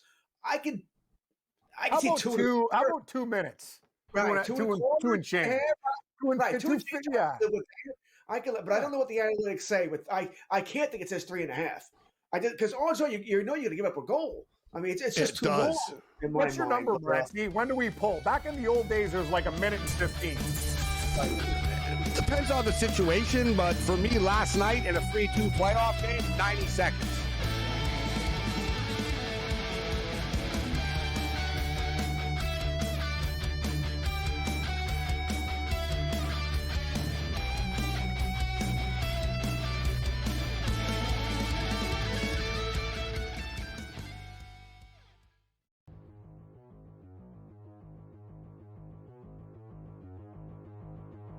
Career season for Ellie De La Cruz. It happened last year. One of the most popular players in baseball as well. And a lot of guys are stealing bases again, and some of them seem like they may be able to steal more bases than Ellie De La Cruz on the Cincinnati Reds. So I will ask you this question, Tom. Buy or sell? De La Cruz will lead the league in steals this season. Sell. I sell on this. I'm not going to say it's already because he's just a handful behind, but there's another Cruz that could easily lead the league in steals, and that's O'Neill Cruz. But like you said, there are a lot of players stealing. Pete Crow Armstrong, I think, is always a viable option. Victor Scott, we know it can be very good. I think that's where we'll see things end up. The fact that he did so last year and he was the odds-on favorite to lead the league in steals this year, I just don't see it repeating. And frankly, there's going to be a point where maybe the Reds need to protect him. Like, they need him to be healthy. You don't want him potentially risk himself on any further injury if they're going to make a push for the playoffs. Yeah, I mean, I think he'll catch fire. I'm going to buy this. And the Reds went for about a week and a half without basically scoring a run. I do think as the weather heats up, he will get on base more. It has been, as I've said, a wintry April in a lot of different locations. And I can't quite figure out why the Reds, especially at home, are not hitting like they have in the past. And I'm just going to put it down as weather and nothing else. So I'm going to say De La Cruz at the end of the year does it. The competition, and Tom brought up a great point. O'Neill Cruz certainly off to a great start too. But I'm going to end up buying this, and I think 85 steals again for Ellie De La Cruz, somewhere along those lines. Yeah, why not? Fantasy Sports Today. Weekends starting at 8 a.m. Only on SportsGrid.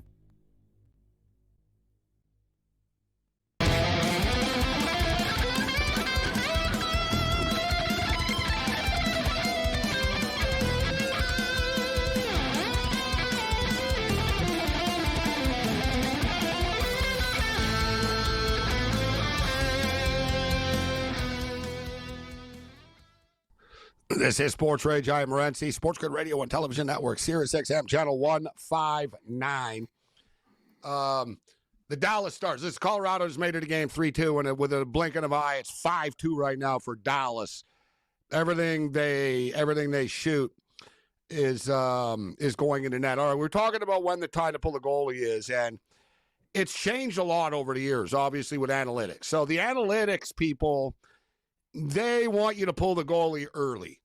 Martin St. Louis, the Canadians coach, is an analytic. Canadians are an analytics team. So they believe in all right, we have a better chance. I'm seeing here right now as well, you improve your chances when you pull the goalie of scoring by only 1.9%. All right? The other team's chances improve of scoring 4.65%. So, like, the net gain is not good. So you know what I mean? Great point. Like, there's a better chance the team's going to score in an empty net than you're going to score. So I want to minimize it, Cam. I don't want to leave I don't want to give him 4 minutes. You're ending the effing game. It's like going for it on fourth down, guys. Like, you know what I mean, Kurtz? It's like going for it on fourth down with 4 minutes left in your own part of the field. It's like, dude, let's slow down here. We don't need to panic yet, all right? Yeah.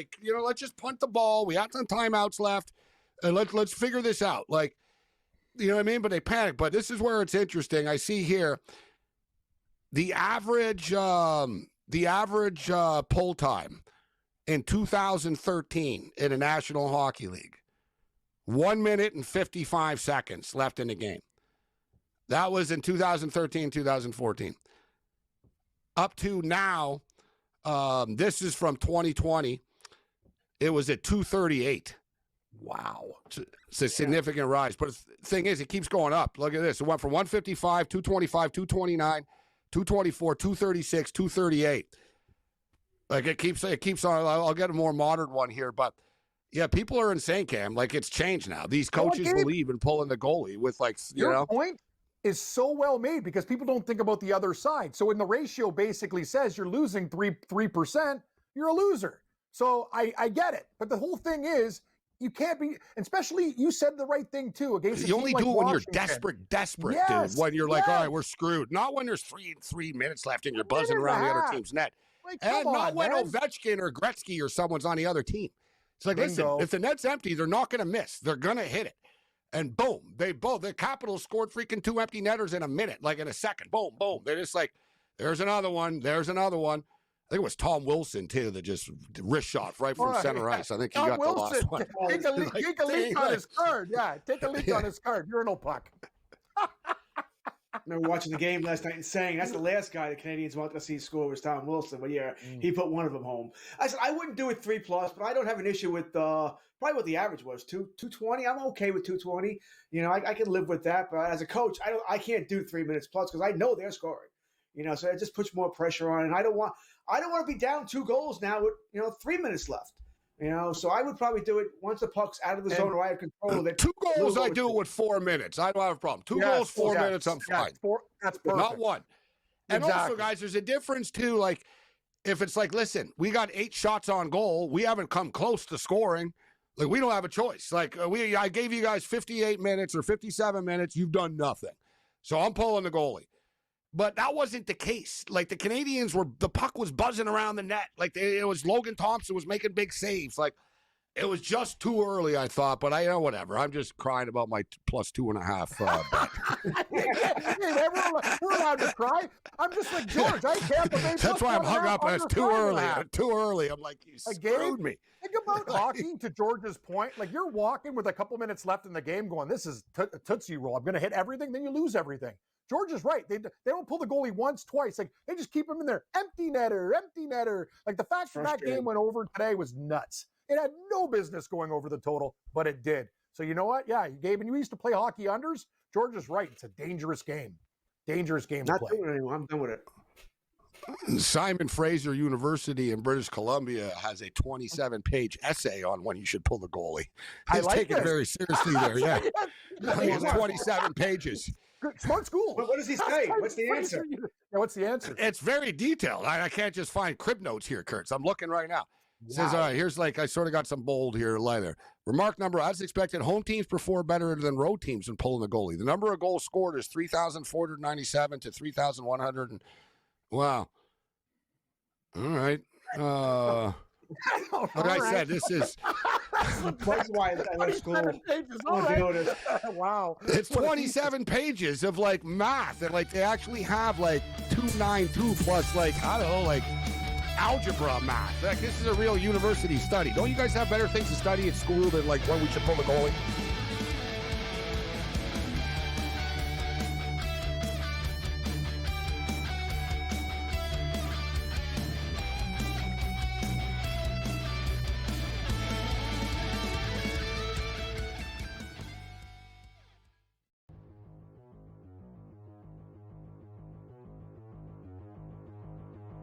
career season for Elly De La Cruz. It happened last year. One of the most popular players in baseball as well. And a lot of guys are stealing bases again, and some of them seem like they may be able to steal more bases than Elly De La Cruz on the Cincinnati Reds. So I will ask you this question, Tom. Buy or sell, De La Cruz will lead the league in steals this season? Sell. I sell on this. I'm not going to say it's already because he's just a handful behind, but there's another Cruz that could easily lead the league in steals, and that's O'Neill Cruz. But like you said, there are a lot of players stealing. Pete Crow Armstrong, I think, is always a viable option. Victor Scott, we know it can be very good. I think that's where we'll see things end up. The fact that he did so last year and he was the odds-on favorite to lead the league in steals this year, I just don't see it repeating. And frankly, there's going to be a point where maybe the Reds need to protect him. Like, they need him to be healthy. You don't want him potentially risk himself on any further injury if they're going to make a push for the playoffs. Yeah, I mean, I think he'll catch fire. I'm going to buy this. And the Reds went for about a week and a half without basically scoring a run. I do think as the weather heats up, he will get on base more. It has been, as I've said, a wintry April in a lot of different locations. And I can't quite figure out why the Reds, especially at home, are not hitting like they have in the past. And I'm just going to put it down as weather and nothing else. So I'm going to say De La Cruz at the end of the year does it. The competition, and Tom brought up a great point. O'Neill Cruz certainly off to a great start too, but I'm going to end up buying this, and I think 85 steals again for Elly De La Cruz, somewhere along those lines. Yeah, why not? Fantasy Sports Today. Weekends starting at 8 a.m. Only on SportsGrid.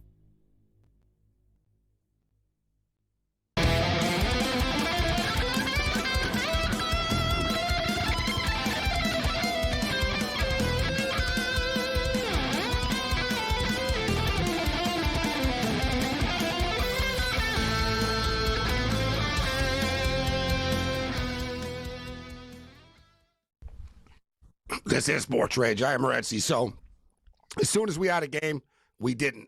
5-2, Dallas right now, going into the third period of play. In-game total is 9.5. And the Colorado Avalanche are plus 1,600 on the money line to come back if you think there's going to be some miraculous comeback. I talked about it earlier, guys. Teams in the NHL that have had a 2-goal lead in the playoffs are 25-1. I guess tonight, I didn't add in tonight's scores, actually. I guess now 26-1 tonight because Florida ended up winning the game anyways. 26-1, and it'll be 27-1 after Dallas win tonight. Only the Edmonton Oilers last night.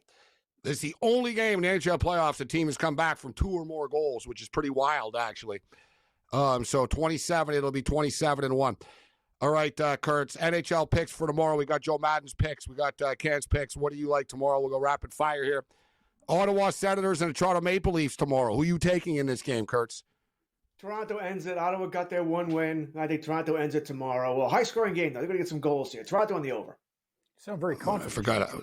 I was talking to Captain Chalk here. So yeah, that's right. I like it. Good stuff, George. I took Ottawa on what was it, Saturday because the line was so fishy in that Ottawa-Toronto game. Ottawa was the favorite. We talked about this in in-game live. Like, I'm taking Ottawa. They know something. They know Toronto's not going to show up, which actually they did show up, by the way. That was a terrible goal Stolarz led up to Sanderson, too. But I took Ottawa. I don't know. I don't know. I'm not giving them that screen. Stop the puck, Stolarz. This is why they're not going to win the cup either, by the way. It's why Colorado can't win. What? You need a goaltender. You're you're thinking Stolarz, like, the guy's been on fire, George. Like, he's a very good goaltender. They're not beating Florida next round. They're done. Toast. What? Florida is built for this. I don't know, Gabe. This guy, didn't you give the numbers of Stolarz, Gabe, earlier on the show to winning, success, everything that goes with it? The guy's Florida good. in 6. I'll say it now. Florida in 6. Listen, I don't think Stolarz has been good. You know what I mean? He's been solid, right? The Leafs have been really good. Stolarz had an 11-game win streak. His save percentage was really good. He's not going to win every game, but I will say one thing I'll agree with Kurtz, Cam, is just Florida are just so scary, right? You think like, oh, they can't be as good as this. They can't do this again. Here they are. They got Tampa on the ropes right now, and I'd be shocked to see them blow the series. So it looks like it's going to be the Leafs and the Florida Panthers. And the Leafs, like, it's not a good matchup for the Leafs. Gabe, you guys are right about one thing, too. Like, you saw the game tonight. Tampa Bay had that game in check, and Florida always finds a way to score a goal. Then they get another one.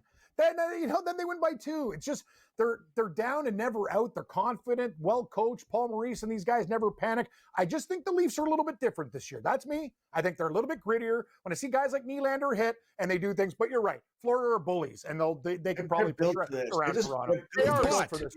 I admit it. I want this. The Leafs haven't won the series yet. I want Toronto to win, but I just think it's going to be Florida. I don't even like the Florida Panthers. They annoy me. Teoscar Hernandez hits a home run, by the way. Good. That's his 201st home run, man. This guy's been on fire of his career. Just hit his 200th the other, I think it was yesterday. I say the Senators beat them, and the Leafs win in Ottawa in 6. I think the Sens have one more win in them here tomorrow. And the Leafs get that little scare, and, oh, God, the sky is falling and all this. And then they win on the road. That's my pick. You going to bet it to go to overtime? 3 straight in overtime. I might take the overtime. I said that earlier, Kurt. I said this game, I feel like it goes to overtime. There's going to be big drama for the Leaf fans. It's either going to end in heartbreak or like, wow, they won it overtime and the city's going to party after. But I could see big drama. It's plus 300 for this game to go to overtime. And listen, the Leafs aren't even that big of favorites. It's not like, the sports books agree. The Senators are only plus 140. They're minus 185 to get a puck and a half in the game. Speaking of goaltending, I think Stolarz is fine, but the Leafs can't count on Stolarz to carry it for them. But I think he's serviceable enough that I trust him. Connor Hellebuck, this has become a real problem for Connor Hellebuck. Connor Hellebuck is only now the 7th goalie in NHL history to allow 4 or more goals in 6 straight road playoff games. Connor Hellebuck's last 9 road playoff games, record 1-8. Goals against average, 4.58. Save percentage, 8.61. Connor Hellebuck has been pulled out of the net in 3 straight road playoff starts. The 2 this year and the last year when they got eliminated, he got pulled in the game. It's an absolute train wreck between the pipes when they go on the road, Kurtz, for Connor Hellebuck. Those numbers suck. They're 1-8, Cam. Last 9 road playoff games. 3 pulls? You get pulled once in a while. That's just... But we talked about this, Morency. St. Louis gets no credit. Thomas, Kyrou, Neighbors, Killers, underrated. Binnington, and now, you know what I mean? They're starting to feel it. Down 2 games, they win. They crushed the Jets. You want to talk about, people talk about the Leafs? What about the Jets? This is another team, man. This is bad news. The Blues got a lot of momentum right now. They're scary as hell. I still say the Jets win the series. 7? I'm going to agree with you, but it'll be in 7, and I'm not betting on it. I'm not laying 170 on Wednesday night. Not doing it. I'll take the over. It's 5.5 plus 118. I'll take the over, and that will see if we get some goals. So I'm not taking any more unders. I'm done there. So, but I have no confidence in him. I mean, none. He's having all sorts of problems from shots from the point. Doesn't look confident at all. He's the definition of a goalie. He needs the puck to hit him a couple of times. And I can't believe what I'm saying is to build up his confidence. His confidence. He's going to win another Vezina, but he needs his confidence rebuilt. This team in the playoffs, it's just a nightmare. And they play. I'm not disparaging St. Louis, by the way. But they're not playing Dallas. They're not playing Colorado. They're not playing Edmonton. They're not playing Vegas. They're playing Vegas, the easiest draw they could have gotten here. And they still may not be able to get it done. Yeah, but it's 2-2. They're not down. Yeah, you know what I mean? It's 2-2. I mean, it wasn't going to be easy. The Blues were hot down the stretch. Devils and Canes tomorrow. This is the one. My series spread bets are kind of imploding. I got to hope that I get a couple on the way out here, but this is one I got a chance with tomorrow. The Hurricanes to win in 5. They're minus 270 favorites tomorrow. I'm expecting them to win, and I think they cover the puck and a half. Agreed. I have nothing to add. Devils are all banged up. Luke Hughes not going to play again. Carolina ends it tomorrow. Minnesota Wild and the Vegas Golden Knights. We talked about this game earlier. I'm pulling the trigger. I think the Wild are live dogs tomorrow, plus 190, guys. What's your pick, Kurtz?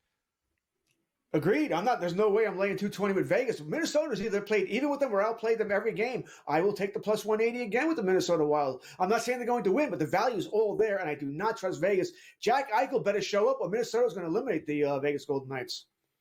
All right, Kurtz goes from Captain Chalk to Deputy Dog. All right, Kurtz, you surprised me. I like Deputy Dog. Deputy Dog. I love DB. That's the best cartoon.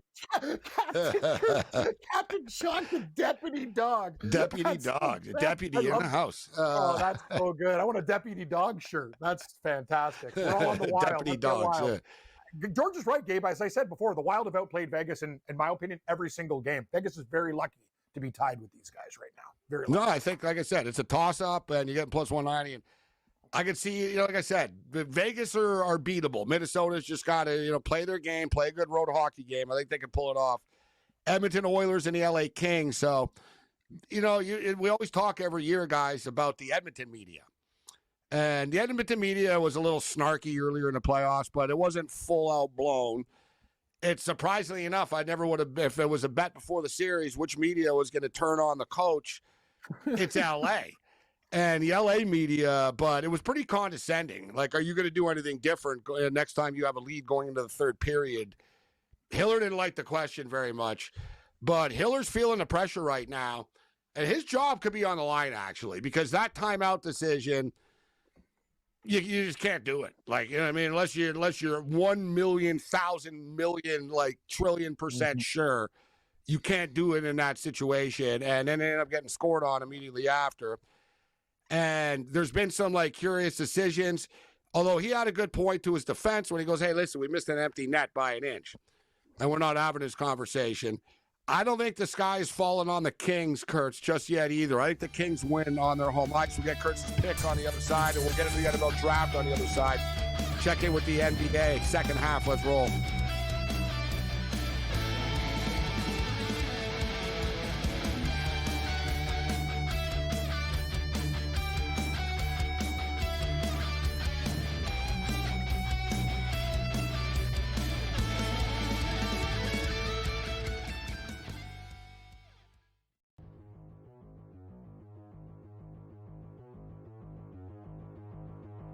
Career season for Elly De La Cruz. It happened last year.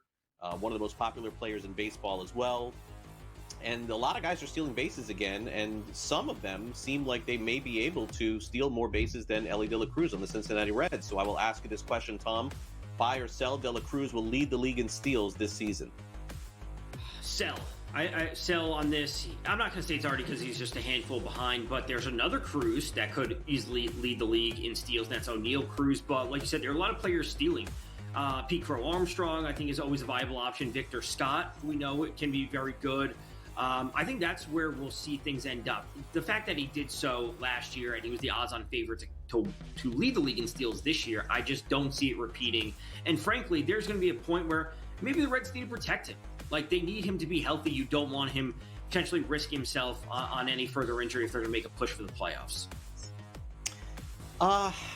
Yeah, I mean, I think he'll catch fire. I'm going to buy this. And the Reds went for about a week and a half without basically scoring a run. I do think as the weather heats up, he will get on base more. It has been, as I've said, a wintry April in a lot of different locations. And I can't quite figure out why the Reds, especially at home, are not hitting like they have in the past. And I'm just going to put it down as weather and nothing else. So I'm going to say De La Cruz at the end of the year does it. The competition, and Tom brought up a great point. O'Neal Cruz certainly off to a great start too. But I'm going to end up buying this, and I think 85 steals again for Elly De La Cruz, somewhere along those lines. Yeah, why not? Fantasy Sports Today. Weekends starting at 8 a.m. Only on SportsGrid.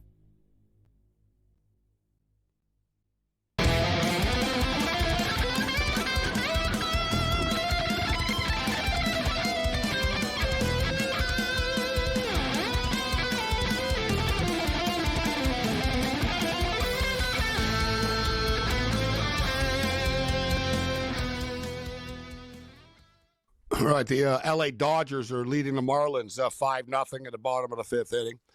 Things going well for L.A. tonight, although I don't know who's pitching tomorrow for them. Let me look at the market right now. See, do they have anything listed? I doubt they will. And they don't know. Alcantara is listed for the Marlins, but it's pretty crazy. The Dodgers signed had 8 starting pitchers, and they're already out of them. Like they literally don't have a pitcher for tomorrow. Like I was reading about this earlier. What's that, Kurtz? You're right. They don't. Gonsolin's going Wednesday, and I just picked up my fantasy league. So go Tony Gonsolin. But it's funny. And if Gonsolin makes his debut Wednesday, Sasaki and Yamamoto are on pace for their starts. So whatever, they're still good. You got Dustin May is still good, but this spot and everybody they put in this spot has got lit up. I guess they're going to go with the bullpen. That'd be my guess instead of calling up one of these stiffs. It's hard to believe they can't. They will probably place Glasnow on the IL if he hasn't been on yet any minute now, and they may call someone to replace him. They're going to need a starter anyway. So that might be my guess. They'll call up one of these other guys, the Knack, Miller. I would just get Alcantara to stay. They can pull it off. Just say, listen, you're a Dodger now. You're a Dodger now. You're staying. Yeah, just why not? I would say my favorite to get the Dodgers, certainly one of the favorites to get Alcantara. How about the Boston Red Sox?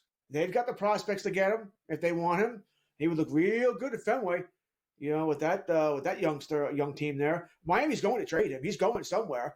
So of course, one of the Dodgers, one of the favorites to go get him. They have the farm system to get whoever they want. There's been a lot of talk with the Dodgers about Robert over and over here. That's just not going away. And if they're supposedly the White Sox want James Outman. If you're the Dodgers, I don't really understand why you just wouldn't do it. Like Outman's never going to play. I don't want to be cold and stuff. You gave him his chance. Like the more years go on, like really, what he's going to be in the minors for 2-3 years? You're going to call him up again? Like I don't really see it. But nevertheless, all right. So they're up 5-0 right now. Blue Jays have been struggling, but let's get into the NFL draft. Pretty crazy with the Blue Jays. I see they're -22 in home run differential. It's their lowest in franchise history. They're just not hitting you got to hit home runs in the modern era, and they don't. Gabe, I'll tell you, there's a lot of talk about, Big John Stud, the fan base, same old Blue Jays. They lose 2 of 3 in New York after taking the first one. Kurtz's Yankees kicked their ass. The run support for Gossman eventually had a blow-up inning. A lot of things not to like. Like, the thing is, obviously you're not panicking, but it's the same old story with these guys. Same old story. Yeah, same team. They are the same team. Blue Jays, Major League Baseball worst, -22 home run differential. Second worst team, the Rays at -14. It's the lowest home run differential through 28 games in Toronto Blue Jays history, which is like, wow. I mean, people expected this Jays team to be able to hit, and they're not. And you know what? I'm not a big fan of the Blue Jays manager, but I don't see how it's the manager's fault that the players can't hit. Right? In baseball, like, what the hell do you want the manager to do? Like, seriously, you know what I mean? The hitting coaches, they don't even listen to hitting coaches. It's Mattingly. Is it Mattingly the hitting coach? He's the bench coach. Hey, he's a bench coach. Oh, good. His job will be safe for a little while. They're going to have to make a change there sooner or later. Someone's got to go. Someone's going to take the blame for this. Well, you figure Mattingly, you always just sort of assume Mattingly would slide in, right? I mean, the head coach, the manager. Yeah, but all right. So to the NFL draft. Listen, I'll give my take on the Sanders situation. We'll get into it tomorrow with Rick Saratella. We'll get his opinion on it. But there's a lot of stuff. Oh, it was racial. There's a conspiracy. There's collusion. We heard the talk going into the NFL draft that Shedeur Sanders' interviews went extremely poorly. And, okay, you wonder, okay, what does that mean? Like, did he, you know what I mean? Like, how exactly, what happened in the meeting, so to speak? And there's numerous stories now out. Albert Breer did a great job, SI.com, of documenting different coaches and general managers telling just explaining what happened when they met with Sanders. One coach in the NFL, they said this guy's been a coach in the NFL for 20 years, and he said he never once got into a fight with a prospect before, but he got into an argument with Shedeur Sanders. That he pointed out, and they were watching film, and he said, what about this interception? What did you do wrong? And Sanders told him, I didn't do anything wrong. The wide receiver didn't get it right.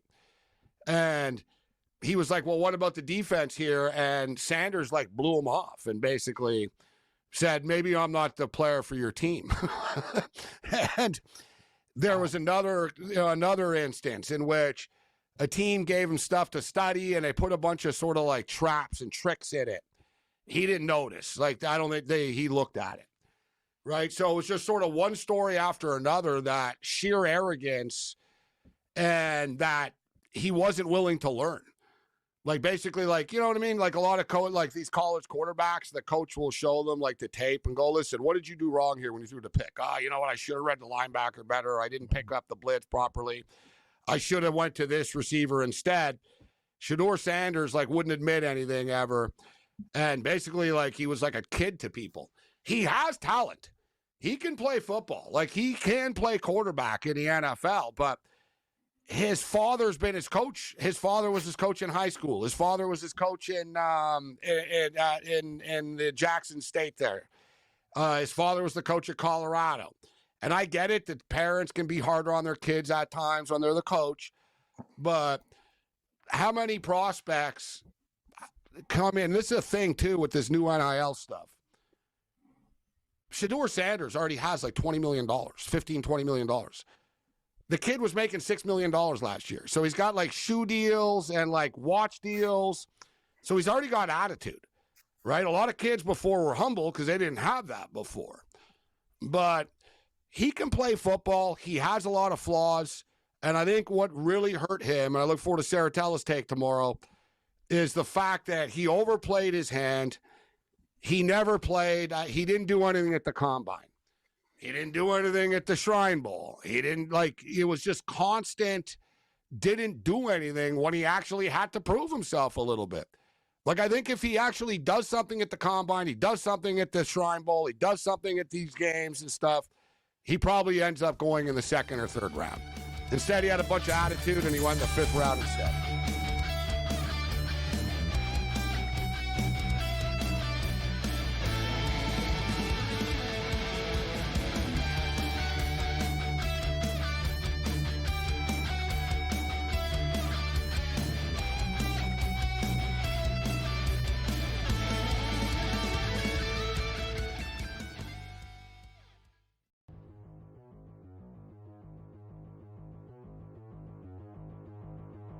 Career season for Elly De La Cruz. It happened last year. One of the most popular players in baseball as well. And a lot of guys are stealing bases again, and some of them seem like they may be able to steal more bases than Elly De La Cruz on the Cincinnati Reds. So I will ask you this question, Tom. Buy or sell? De La Cruz will lead the league in steals this season. Sell. I sell on this. I'm not going to say it's already because he's just a handful behind, but there's another Cruz that could easily lead the league in steals. That's O'Neal Cruz. But like you said, there are a lot of players stealing. Pete Crow Armstrong, I think, is always a viable option. Victor Scott, we know it can be very good. I think that's where we'll see things end up. The fact that he did so last year and he was the odds-on favorite to lead the league in steals this year, I just don't see it repeating. And frankly, there's going to be a point where maybe the Reds need to protect him. Like, they need him to be healthy. You don't want him potentially risk himself on any further injury if they're going to make a push for the playoffs. Yeah, I mean, I think he'll catch fire. I'm going to buy this. And the Reds went for about a week and a half without basically scoring a run. I do think as the weather heats up, he will get on base more. It has been, as I've said, a wintry April in a lot of different locations. And I can't quite figure out why the Reds, especially at home, are not hitting like they have in the past. And I'm just going to put it down as weather and nothing else. So I'm going to say De La Cruz at the end of the year does it. The competition, and Tom brought up a great point. O'Neal Cruz certainly off to a great start too. But I'm going to end up buying this, and I think 85 steals again for Elly De La Cruz, somewhere along those lines. Yeah, why not? Fantasy Sports Today. Weekends starting at 8 a.m. Only on SportsGrid.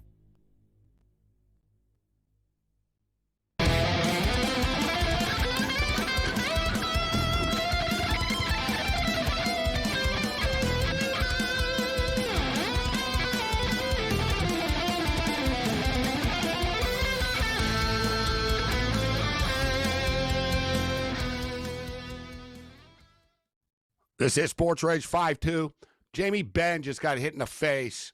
There's a penalty. There's a power play coming up here for the Dallas Stars. They're up 5-2 in this hockey game, so it's all but a wrap. All right, I was talking about Shedeur Sanders. What do you think, Kurtz, of Sanders falling to the Cleveland Browns? Listen, I'll just quickly say, great pick. You get him at 5. You got nothing to lose. I don't have a problem with that. But I don't know. Like, they took 2 running backs and 2 quarterbacks. And, dude, Shedeur Sanders has, like, problems, got attitude problem, and he thinks he's great and blah, blah, blah. But he's got talent. And, like, there's a vision, like, yeah, listen, he could play. He's like Teddy Bridgewater, Leftwich type thing. He's not like a superstar, but, like, he's a good West Coast type quarterback. Dylan Gabriel, like, can't play the NFL, guys. Like, that was a bad pick with the 4th pick. I don't know what the hell they're doing. Like, Sanders is better than he is. What do you think, Kurtz, of the Browns? Well, I mean, overall, Sanders probably landed in a pretty good spot. He's better than Gabriel. Flacco's not stopping anybody. Really shouldn't be stopping anybody. Pickett, forget him. So he landed in a good spot. I think if they give him a fair chance, I think he's likely to win this job at some point. I don't think it'll be week 1 because they just won't do that. But at some point, he should win this starting job, especially if he's as good as he thinks he is. So for that, sure, I don't think it's a bad spot for him. But 5th round was a little ridiculous. There was obviously something going on with him. I think it was all about the interviews. What you said, Matthew Berry posted something, by the way, he's a fantasy guy, but he posted something months ago, about Sanders' interviews with a couple of teams that went poorly. Not poorly as you're talking about, where the coach wanted to fight him, but that they went poorly and it turned a couple of teams off. And I think this got all through. You know, these guys all talk to each other. You know, they have friends that are other coaches that got all through these teams, and they don't want to deal with this. And I think his father does have something to do with it as well, that he's going to be – he's going to make some noise, whether he is or he isn't, that because he's coaching Colorado or whatever, that he'll make some noise to be a distraction as well. And I think that hurt him also. I mean, I found it hilarious. Stefanski, when they showed Cleveland that they made the pick, yay. You know, I was like, that was funny. I don't think he wants to deal with this. He's probably also worried that, great, we start off 1-6. All we're going to hear about is that Dion is going to be the next head coach. And the Cleveland connection is that Bill Musgrave is the quarterback coach with the Cleveland Browns. And Musgrave was the backup quarterback with the San Francisco 49ers that won the Super Bowl. And Dion was on the team.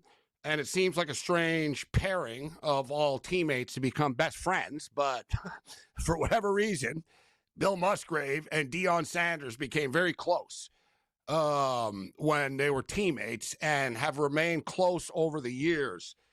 There's a big thought within the league. It was Musgrave that made the call. That Musgrave said, I'll deal with it. I'm going to work with him, and we'll make this work. Right? So a little behind the scenes there. Seattle Seahawks had a very nice draft. You can see McDonald wanted to, clean house. Right? They weren't his guys. He inherited all these guys in Seattle. You're a head coach in the NFL. It's your name on the line. You want to get your guys in there. And you could just sort of tell here, you'll see, Cam, the Seattle Seahawks are going to become the Baltimore Ravens West. Yeah. Like, this is what they did with the defense. Milroe is basically Lamar Jackson. Not quite as polished as Lamar was, but you got a quarterback in waiting right now. And you got Darnold under contract. But the real steal here, Emin is a stud. I wanted him to go to the Buffalo Bills. Like, just a nasty, big-time, hard-hitting safety. Mm-hmm. And they got some good talent, the Seattle Seahawks. Really, just sort of toughened up this football team. Like I said, you could just sort of see the Michigan, Baltimore stamp sort of here of the style of football that they want to play. That's why they got rid of everybody. McDonald was like, these guys, not my guys. I don't want, rich dudes like Metcalf and Geno Smith on the team. I want guys that are going to be hungry and young. They did a nice job with that. All right, so what's your pick, Cam, for the Leafs tomorrow night? I'm taking the Leafs. As you said it, the Ghosts, they lose this game to Ottawa. Here we go again. Are these guys going to blow it? Hey, remember, they blew it to your Montreal Canadiens. They blow it all the time, but they got to take care of business and keep the Hounds at bay here. I think the Leafs get it done. I actually think they win on the puck line game. I know overtime's been 3 in the series. Every game goes to overtime. I think they have to win by multiple goals and punch Ottawa in the face. Kurtz, Oilers and Kings, late night tomorrow night. We're going to be on the air for this game tomorrow night. This has been a lit series. Kings are pretty much unbeatable at home. I think they get it done, minus 140. Who are you taking?